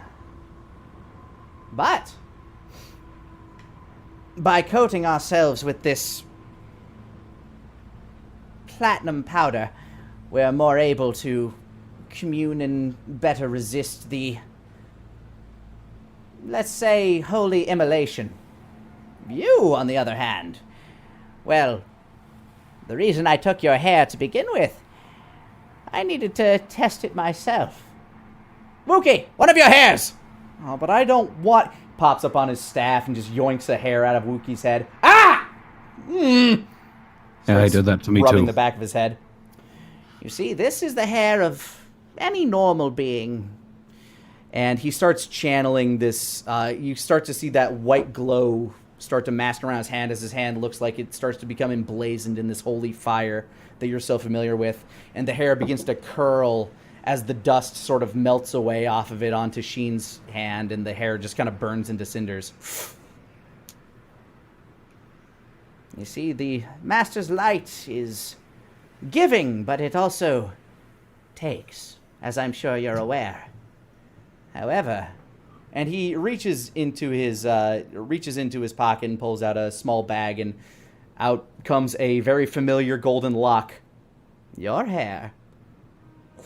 He starts to like emblazon it, and the hair just starts to take the flame itself and wrap around it. It curls a little bit, but it doesn't burn or disintegrate. I think you might have what it takes to have a conversation with the Great Platinum One. But in order to be sure and to make sure you're not going to die, because I feel there would be many who would be very upset with me if that were to happen. Probably. Yes. Yes. That one included. There is one further test that you must pass. It's one that's pretty much nobody else has to pass, I'll be honest. A test of endurance. Do you accept this test to speak with the Great Platinum One? I wouldn't have come here all this way. Just to give up now. Wookie! Come here. Oh, okay. He hops up next to Master Sheen, and Sheen kind of ushers you to the side, T-Wig, to make sure you're not in the line of fire here. And What? I can't help? You probably don't want to be in the middle of this one, trust me. I promise we will not kill him. Insight. Go for it. 11. He doesn't have incredibly high charisma. So you actually look at him, and he's being sincere that he has no intention of killing Wolfgang, although you can see in his eyes that there is a very high chance that there will be potential harm that comes to him with this test. But you get the sense that he's doing this out of a necessity. If this gets life-risking, I'm gonna help. Of course, I can't imagine otherwise, but it will be over quite quickly, and we'll know one way or the other very shortly. Okay. I step back. All right. So, Wolfgang, you're basically in the center of this courtyard, standing between these stone, these little stone stacks. As Sheen nods to Wookie. All right, give him all you got and don't hold back. Really? Yes. And he looks over at you, Wolfgang, with a bit of sorrow in his face, and then realizes as he locks gaze with you, and then tries to shift his gaze to, oh, this will be fine, it'll be great, kind of look. And he holds his hand up in the air, and you see a large ball, like this ball of radiant energy start to form in his hand. Meanwhile, Wookie throws his hands in kind of like a ball motion in front of him, and you see the same sort of radiant ball start to gather in his hands. As Sheen then throws a second hand up, the ball starts to get a lot larger, and as you're looking at it, you're beginning to see it get to about the size of the sun. Not like literally, but from your perspective, looking at the sun and it behind him, it has eclipsed the sun to you from your perspective. I don't want to make it sound like he's holding the sun on Earth. So he's holding this massive ball of energy as Wookie is like channeling this energy in him. All right! And he flings it towards you. And Wookie throws his hands forward and a massive blast of radiant energy starts following right behind it. Dobla. You resist radiant damage, correct? That is correct. Good! I wanted to make doubly sure of that. I read your character bio a few times before I planned this. Still might hurt a lot. Yes! So, I'm going to give you the total, and you go ahead and half it. Okay. As this massive blast of energy crashes into you, you begin to slightly regret your choice for today. As you take... this is unreduced, so feel free to reduce this by half. 28 radiant damage, followed by an additional 12 radiant damage. So that would 28. be 28 plus 12. That's 40 cut in half, so 20. Okay. I am still up. Yeah, this radiant blast of light just... As you take the blast of these fully formed masters of their craft. Obviously, Sheen's felt a lot more powerful than Wookie's, but Wookie is apparently still young and learning despite having passed literally every test this monastery had to offer. As the light fades, T-Wig, you lower your hand, and this blinding light fades. You see the shadow of Wolfgang standing there. His clothes are definitely singed. Like, they are burned a lot. You gotta take a lot of prestidigitation and probably some, actual tailoring to fix what was done there. Yeah. Ah! But you see him standing there as if he definitely didn't take all of that. What looks like it probably would have murdered a normal man, like incinerated him to the bone. Looks like Wolfgang just has a slight sunburn over his body, and he's sizzling a little. Was that the whole test? Yes, and you passed. I knew it! Oh, I'm so glad he didn't die. What? What do you mean you're glad he didn't die? What are you... Am I supposed to be sad that he didn't? But I just mean you. I'm walking over to Wolfgang. Just coughing up smoke. Yeah, your skin's definitely a few shades redder than it was before, as probably the first Cut the few asthma layers sleeping. of it. Yeah, Asthma, there's like a flash outside of your window as you just turn and cover your eyes a bit more. To everybody outside, the flash off of Platinum Peak probably looked like a solar flare that just... like a massive flash of photography that probably was visible throughout, I'd say probably all the way over to River Run. Oh yeah, and and Sheen walks over and he helps nurse you back to basically full health using various potions and stuff. Hey, good. He was prepared for this. You go back to full health. And, through all the various healing energies, Wookie's just kind of like looking at his hands like, I put my all into that. How's he still standing? Oh my god. I gotta train more. You're real strong, mister! Just shakily thumbs up, cinched glove. He's kind of sits on... He balances himself on one of these stones, stacks of stone next to you, just on one hand, and kind of looks at you with an upside-down face, turns it to the side to kind of meet your eyes a bit more. You want to fight? Want to fight someday? Because, like, if you could take that, I really want to, just go all out and just really fight you. Not today. Okay, but, like, I meant, like, sometime, though? Like, in the future? Because I want to, like, if you're that strong, I need to know. Just sort of waving his hand to him. I'll think about it. All right, keeping you on that. And he pushes off the rocks that don't even shake as he leaps off of it and kind of lands on his feet on the other side. How do you feel? Sheen says, looking at you. Sunburned. But I'm alive. The pain you just felt, how much more do you feel like you could have taken?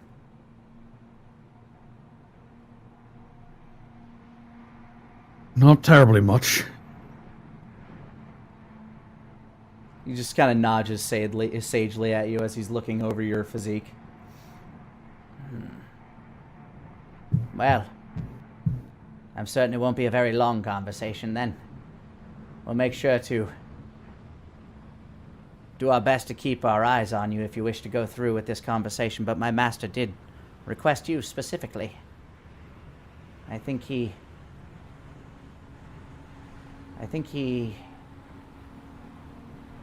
I actually don't know what his intentions are. But I know them to be good.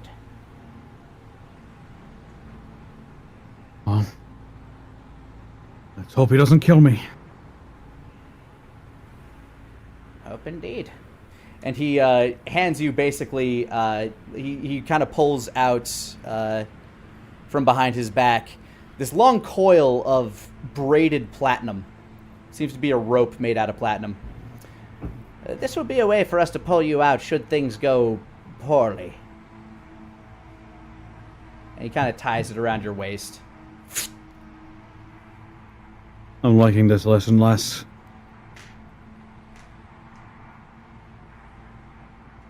If it makes you feel any better, I've had brief conversations with the master in the past as well. It takes time to recover for someone like me. But perhaps for someone like you, it will be easier. You seem like you're built for something like this.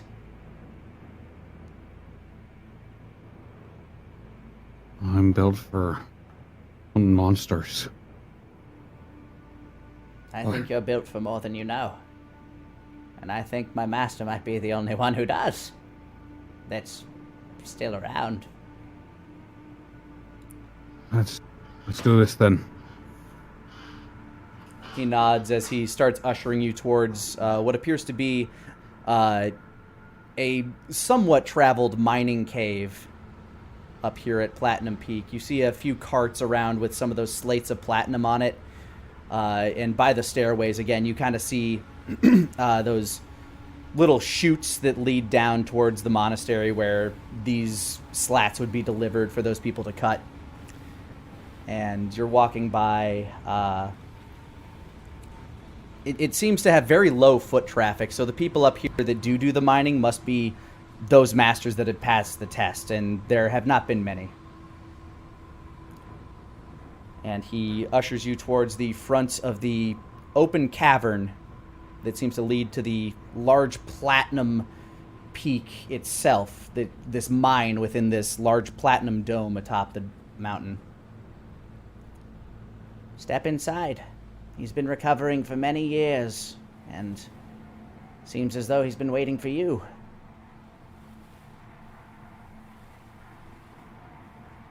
Okay. I walk in.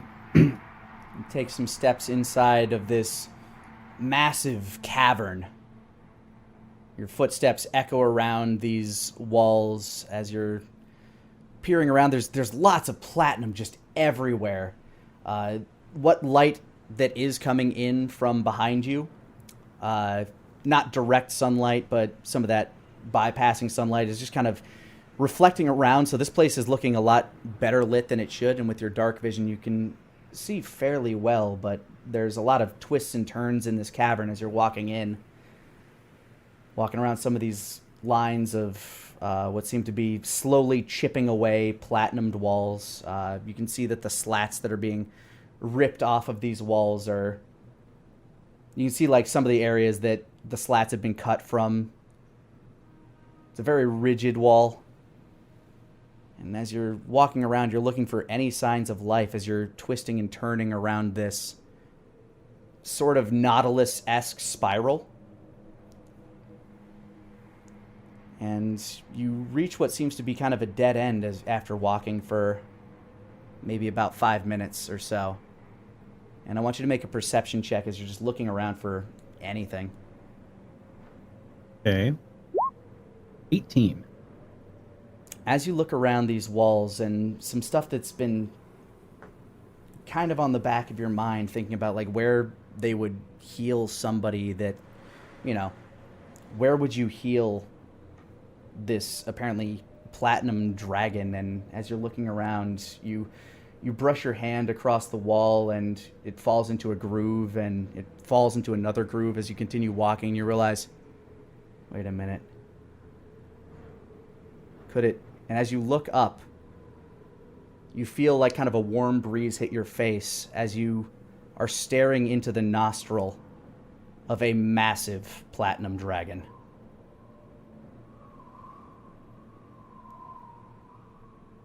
And you can feel the entire mountain around you sort of shift as you can see the eye that's probably another 15 or so feet up this beast's snout start to wince a little as a slowly cracks open, and you see a very pale eye with a gray slit just barely make out your presence as it closes again.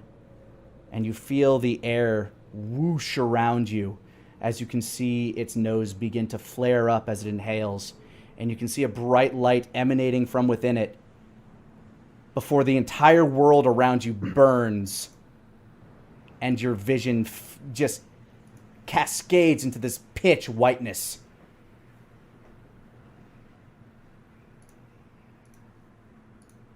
The world feels just purely white. That's all it feels, and that's all it looks right now. You can't see anything. No shapes. You can't see your hands in front of your face. It just feels like white-hot fire encased all around you. But you begin to see shapes slowly but surely appearing in front of you. First, a wisp of white swashes past your face, and you can start to see shades of green as the blurring vision begins to clear. You start to see shades of gray, some shades of blue. You feel weightless. And as your vision begins to clear, you can see that all these shades that you're seeing in front of you is the country beneath you, as you're floating in the sky as these clouds waft past you.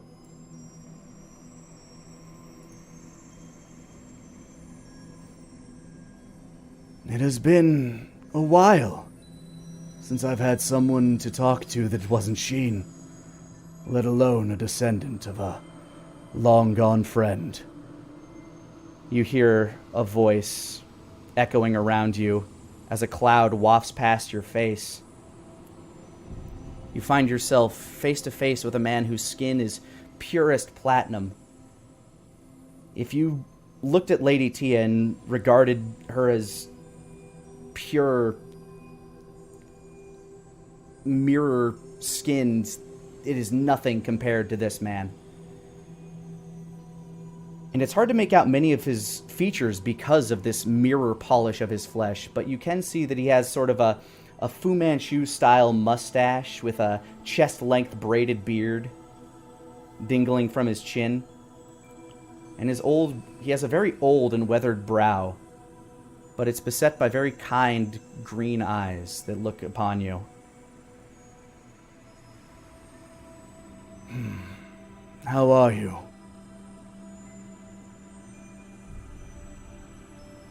I'm Troubled? Yes. The state of the world is far worse than I thought it was. Yes. Come to learn that I've got a lot more burden on my shoulders than I originally had.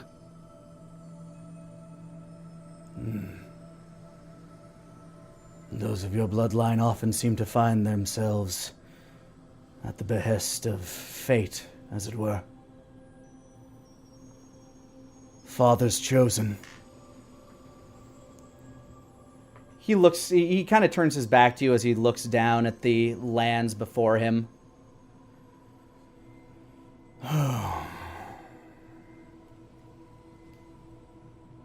It's been many years since... Well, I guess centuries, what does my daughter call it? A millennia. Since I last spoke with someone of your bloodline. Roran. Would I He's a good recognize man. this? You recognize the name Roran from your talks with Eadric. Roran. Yes. The first of your bloodline to be given the gift of my father.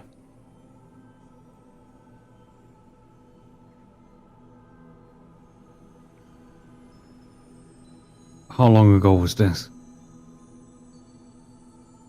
1,000 years. Little more, probably. It's hard to say. It's been so very long. I've spent much of that time in various states of consciousness, both aware of what's going on and unable to do anything about it. I've only ever had brief conversations with those that have tended to me, taking my dead scales and trying to rejuvenate this old body of mine. But my time... I'm beginning to wonder exactly how long I am meant to stay on this plane and if I shall ever wake again.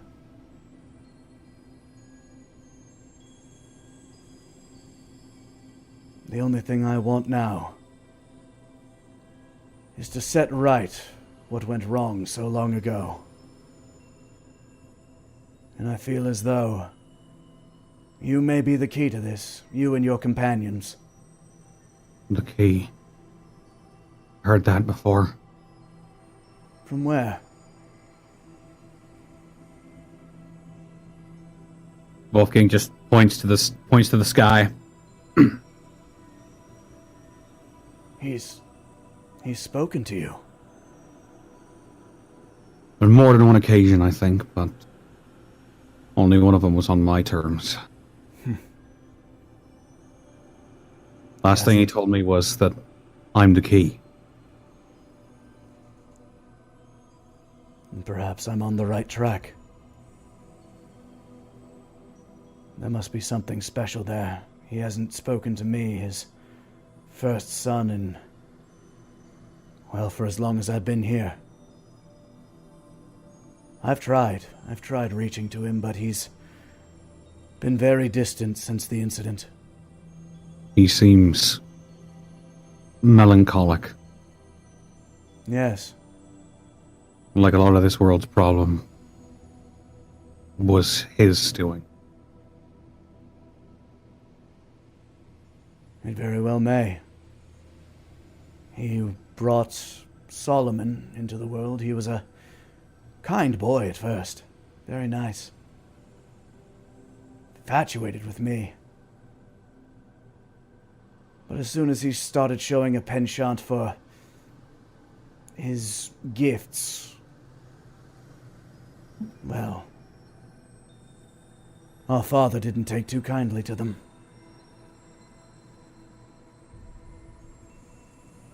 No, I imagine not. I'm afraid I don't have you for very long, do I? Am I still feeling like on fire while all this is happening? You actually feel nothing right now. Shit. You felt a moment of searing, burning pain eclipse you. But since you've been up here, you just feel like you're flying above the city. You don't really know what's happening. You just know that this is where you are right now. I suppose I shall do my best to cut the pleasantries and ask specifically from your point of view. What troubles are you facing? And then I will ask a simple favor of my own.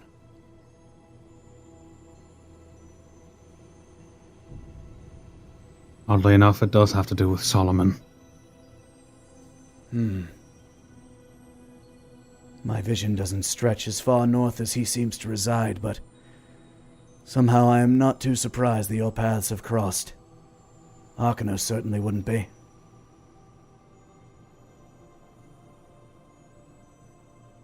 But what are your issues? What plagues this land?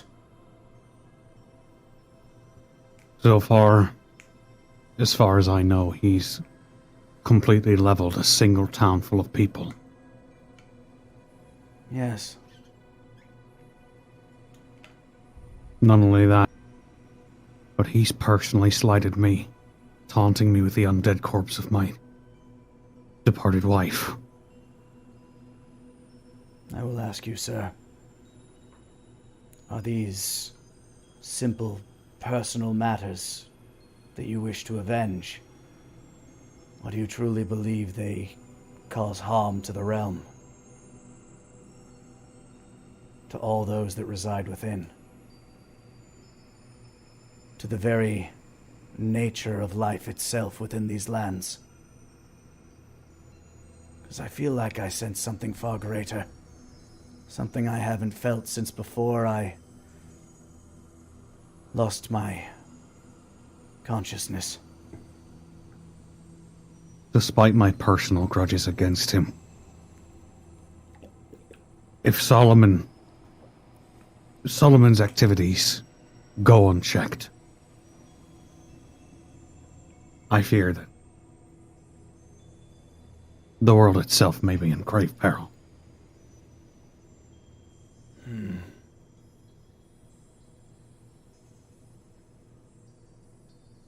I understand your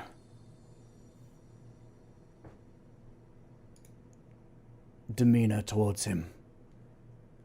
The last I ever saw of him, he actually saved this world, along with your ancestor, myself, my brother Vander, and of course Fleetfoot. Together we were able to seal away a great evil. Long ago, about 1,000 years maybe? Yes. My last few conscious memories. I assume you're talking about the Bleeding God. Is that what he's going by now? Didn't have a name when we encountered him. It was just a mass of chaos and power. Something meant only to destroy and corrupt. Evidently. I feel believe. his hand at play. I feel it within. You have a son, do you not, Mr. Connolly? Yes. And you would do anything to protect your son? Anything. Right now, my son is struggling for his very soul.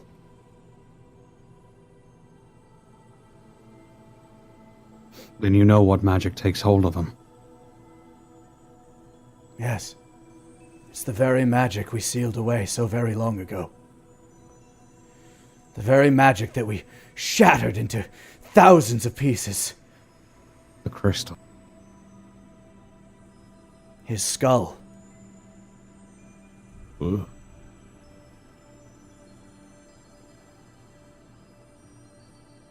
The hammer of Lord Vander, after your ancestor managed to cleave the damned thing straight from his body. He crushed it beneath his hammer, and it shattered. But the body moved on, and with a will of its own, starting to reform. With a sundering of the land, we began to fall eternally. Fleetfoot using his vines, the very power of nature itself, began to seal him. While Solomon did his damnedest to sap the very force that he was trying to regenerate. It was only through all of our efforts combined that we were able to seal him in a vast tree, far beneath the surface of this world in a land of darkness. One that the sun never sees. Are you saying he's on this plane? Yes. Deep in what you know as the Maw. His body lies sealed, along with his soul. But I feel as time has gone on, he's regained some of his powers, perhaps finding aid in those on the surface. I know from time to time a cult or two would pop up around these crystals, as you call them. Mm-hmm.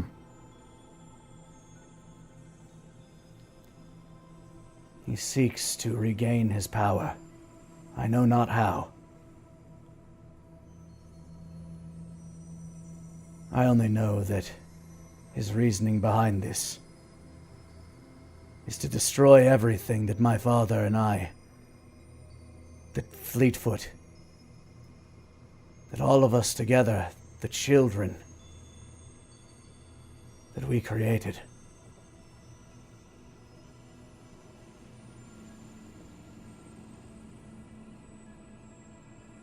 I need you to help my son. I have no ability to do so. He sits there now, fighting for his very soul. Older now than I was when I first faced this evil myself.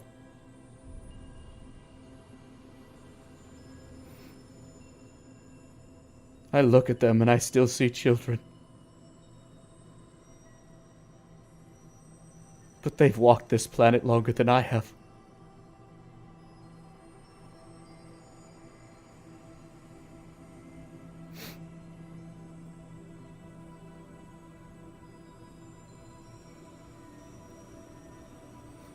Is he like a huge dragon right now? Nah, he's the size of a man. He seems to have like polymorphed down to his like human shape. All right. Well, At least in your vision. Reach out and clap him on the shoulder. He looks back toward you. From one father to another, I know what it's like to fear for your son. It's scary for me to move back into the city, given what happened to my grandfather. Yes, a terrible tragedy. I know not how or why it occurred, but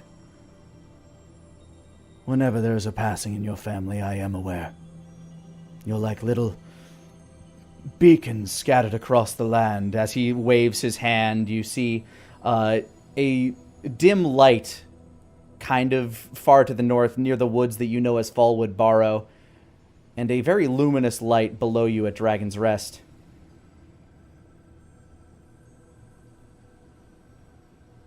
There aren't many of you left.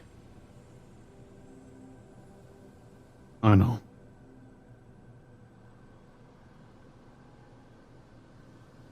I'll do everything in my power to make sure Bahum is restored to his original form. He's alive and well. In fact, we might even have a lead on how to restore him even now. That is excellent. And if I may offer, whatever this bleeding god you call him is planning, however he intends to reamass his powers, you will need more of my siblings. Vander moved out to the west. As he waves his hand, he's through the mountains on the other side. You see a vast desert. And you see kind of a beacon of red energy. Several, like, it seems like a pretty far travel down a very meek river. He's strong-headed, but he knows what is right, and he would never wish for the entirety of all of mortal life to simply cease to exist, or else his purpose would cease. And I believe you've come into contact with Fleetfoot once before. You see a green light emanating from around Fallwood Barrow, not too far from where the dim light that you saw that you're assuming represented Miguel. Mm-hmm. I don't know how the conflict left Fleetfoot, but you might find them. They like to disguise themselves as elder humans to blend in with the crowd. And of course, there's my brother Arcanos, who unfortunately was not there during the last encounter. But perhaps he'd be of service. And you see you actually don't see any light appear, but he points out towards the overgrowth.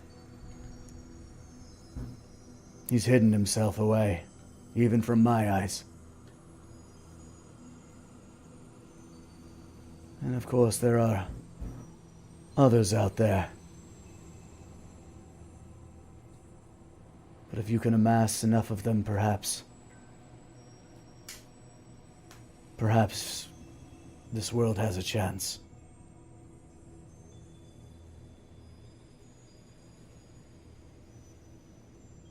You've had dealings with the Kenches at Silver Rock, have you not? Yes. Vander is their god.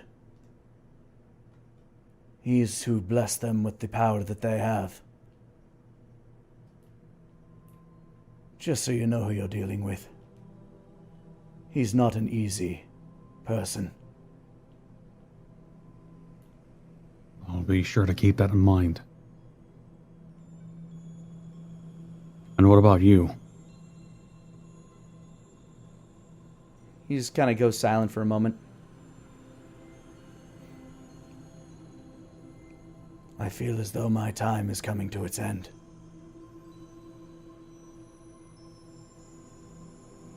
Perhaps I'll go see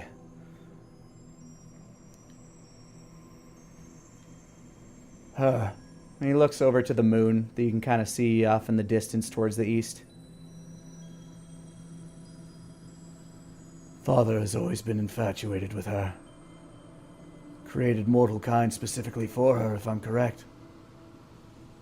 I've heard this story before, right? Yes.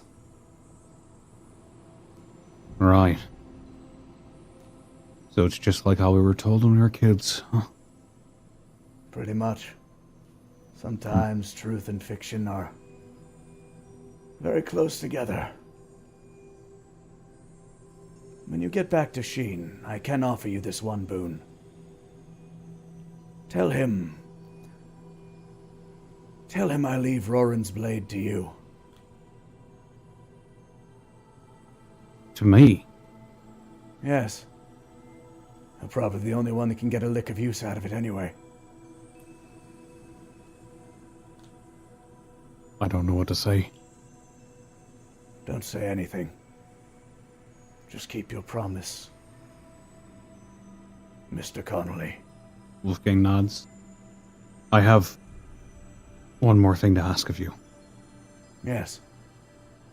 Currently, my friend, Denier, is taking the blame for your son's condition. Yes. Do you know if he's corrupted? Your friend, when he disappeared from these walls, the city beneath us, I lost sight of him. He must be very far to the north. But when I did see him, he seemed a kind soul. I do not believe what corruption that does lie within him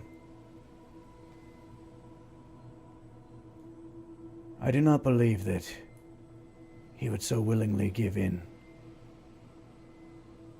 There aren't many with such a strong will. And his is quite formidable indeed.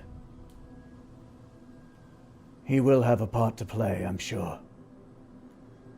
I wouldn't have it any other way. Farewell, Master Connolly. And I'm sorry. He says as you begin to feel that burning sensation echo throughout you again. I never got your name. Bahumet! You hear echoing through your mind as the burning, searing pain echoing all around you is all you can feel once again, as you can barely feel the tugging on your waist as you have taken 48 points of radiant damage. Is that halved? Halved. Okay, half that. Okay. 48, you said? 48 halved. You have taken 24. All right. Yeah, and you are pulled out. You are pulled out of the mountain, just burning and searing as the flames lick around you. And as your vision begins to return to you out here, you can feel the wind, which would normally be a nice calming wind, kissing your face. It burns as it touches you, as you are covered in probably second or third degree burns. Wolfgang is how it feels. Screaming and rolling on the floor. Ah! Yeah! Do I hear this?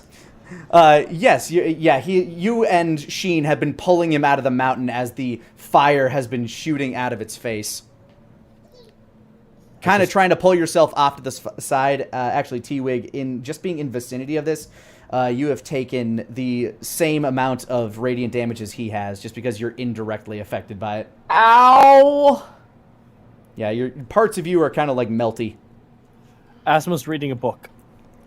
Yeah, the mountain kind of shook, and you woke up a little bit as the light just kind of glaring out the window. You close the shutters and continue reading your book.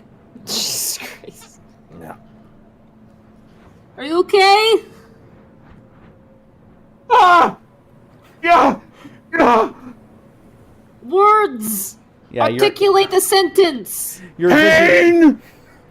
Your vision slowly returns to you as you can see T-Wig waving in front of you. Half of T-Wig's face seems to be kind of drooping down a little.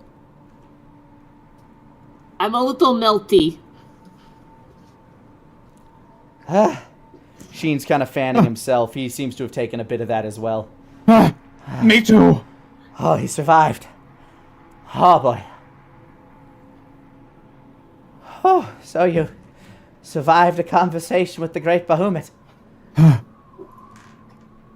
How you doing?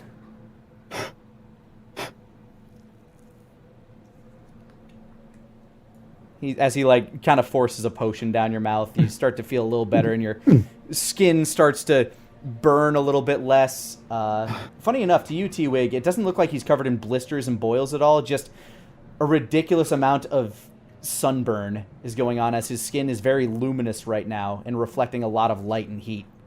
Oof, they should make some sort of, cream or something to prevent this. Oh, all right. Considering the alternatives. Wolfgang, specifically from this endeavor, you have gained 1 level. I've gained 1 what? You have leveled up.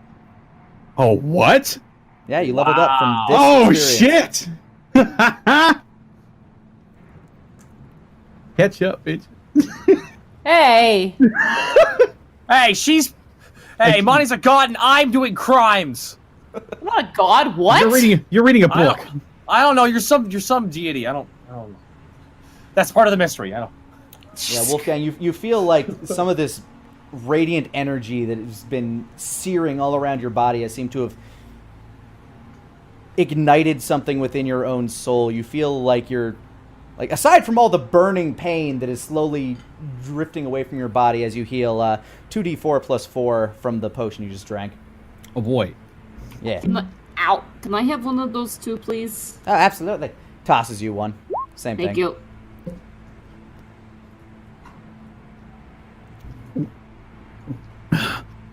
And then he hands you just a kind of a water skin.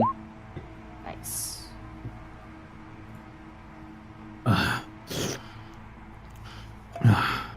So, Well,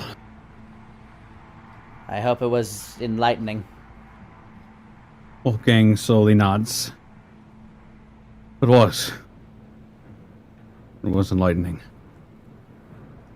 He made it sound like it was very urgent to see you, so I hope you understand I did not do any of this lightly. Slow turn to him. What was my ancestor's name again? Rorin. He said to leave Roran's sword with me. He cocks an eyebrow for a moment. Yes, that does seem very appropriate. Come, He says as he starts walking down a path that leads along the side of this, well, now you know is a massive platinum dragon. And he leads you towards a very small, it looks a lot like the buildings that were down in the courtyard down in the main school. But this one is significantly smaller and probably serves to be the quarters for the masters and maybe just a place of meditation. And as you walk in, there's a lot of tapestries and scrolls hewn about, full of wisdom from masters past, a lot of books. And he reaches for a chest that slides out from, like, behind a bookshelf. Dusts it off. It's very old. And as he opens up this red box that's hewn with platinum threading that seems to show the designs of, like, a dragon and fire spewing from its mouth. He opens the box, this very long box, and on the inside you see a blade that looks like no time has passed on it whatsoever. A blade of pure platinum. Seems to be a saber of sorts. For the sake of the type of blade it is, we'll call it a scimitar for damage and whatnot. Okay. The handle and handguard appear to be the shape of a sun with a white pearl at its center. And around the hand itself, kind of like clasping in a sort of cutlass fashion, appear to be those draconic wings that you saw on the front of, on the sigil of many of the people that seem to worship here. The blade itself is a very long, curved blade with some elegant emblazoning along the blade. Some seem to be runes in Celestial, specifically. Definitely magical in nature. Go ahead. Seems like it would be fit for your hand. Wolfgang just sort of reaches out for it. Reaches out towards the weight of history, his family's history. As you clasp your hand around the pearl handle that lies within the handguard, it feels right, and you can feel your energy sort of like try to parcel itself out into the blade itself, like it's becoming one with you. So the Connolly blade, or the I don't know, what would you like to name this blade, as its name has been forgotten by time? Oh shit! I will let you ponder that one. I'm not going to put you on the spot there. All right. I will let you know that the stats of this blade are, as it's a scimitar, it is it's a finesse weapon, so you can use it with your dexterity, and it'll do 1d6 slashing damage. And as a bonus action, you can infuse your innate radiant energy into it, dealing additional radiant damage equal to your level. As a bonus action. There is another feature that if you're using it while your Radiant Soul is activated, basically you go full wing mode, that no longer needs to be a bonus action. That is just constant.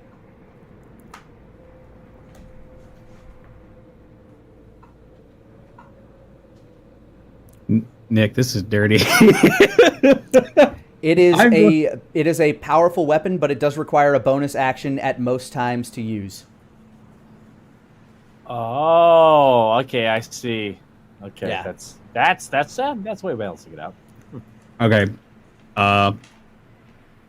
And I wanted to make sure it's scaled too. So as you get higher in level, it'll just get better, but you'll also be running into things that are a lot worse. So, balancing that out, that will be your big... Consider this a boon. And I do have boons planned for a lot of people. I hope mine is friendship. It might be. It might be the friendship you've made along the way. But as you feel this sword that sort of resonates with your own family history, coursing its power in your hands, and you look out at the peaks below you, you see the castle, and you know what you must do. As you're looking down, you can see the entire city. It looks so small from up here. But you feel this heavy burden ever weighting on your shoulders. And you feel glad that you have companions out there to help make your way forward.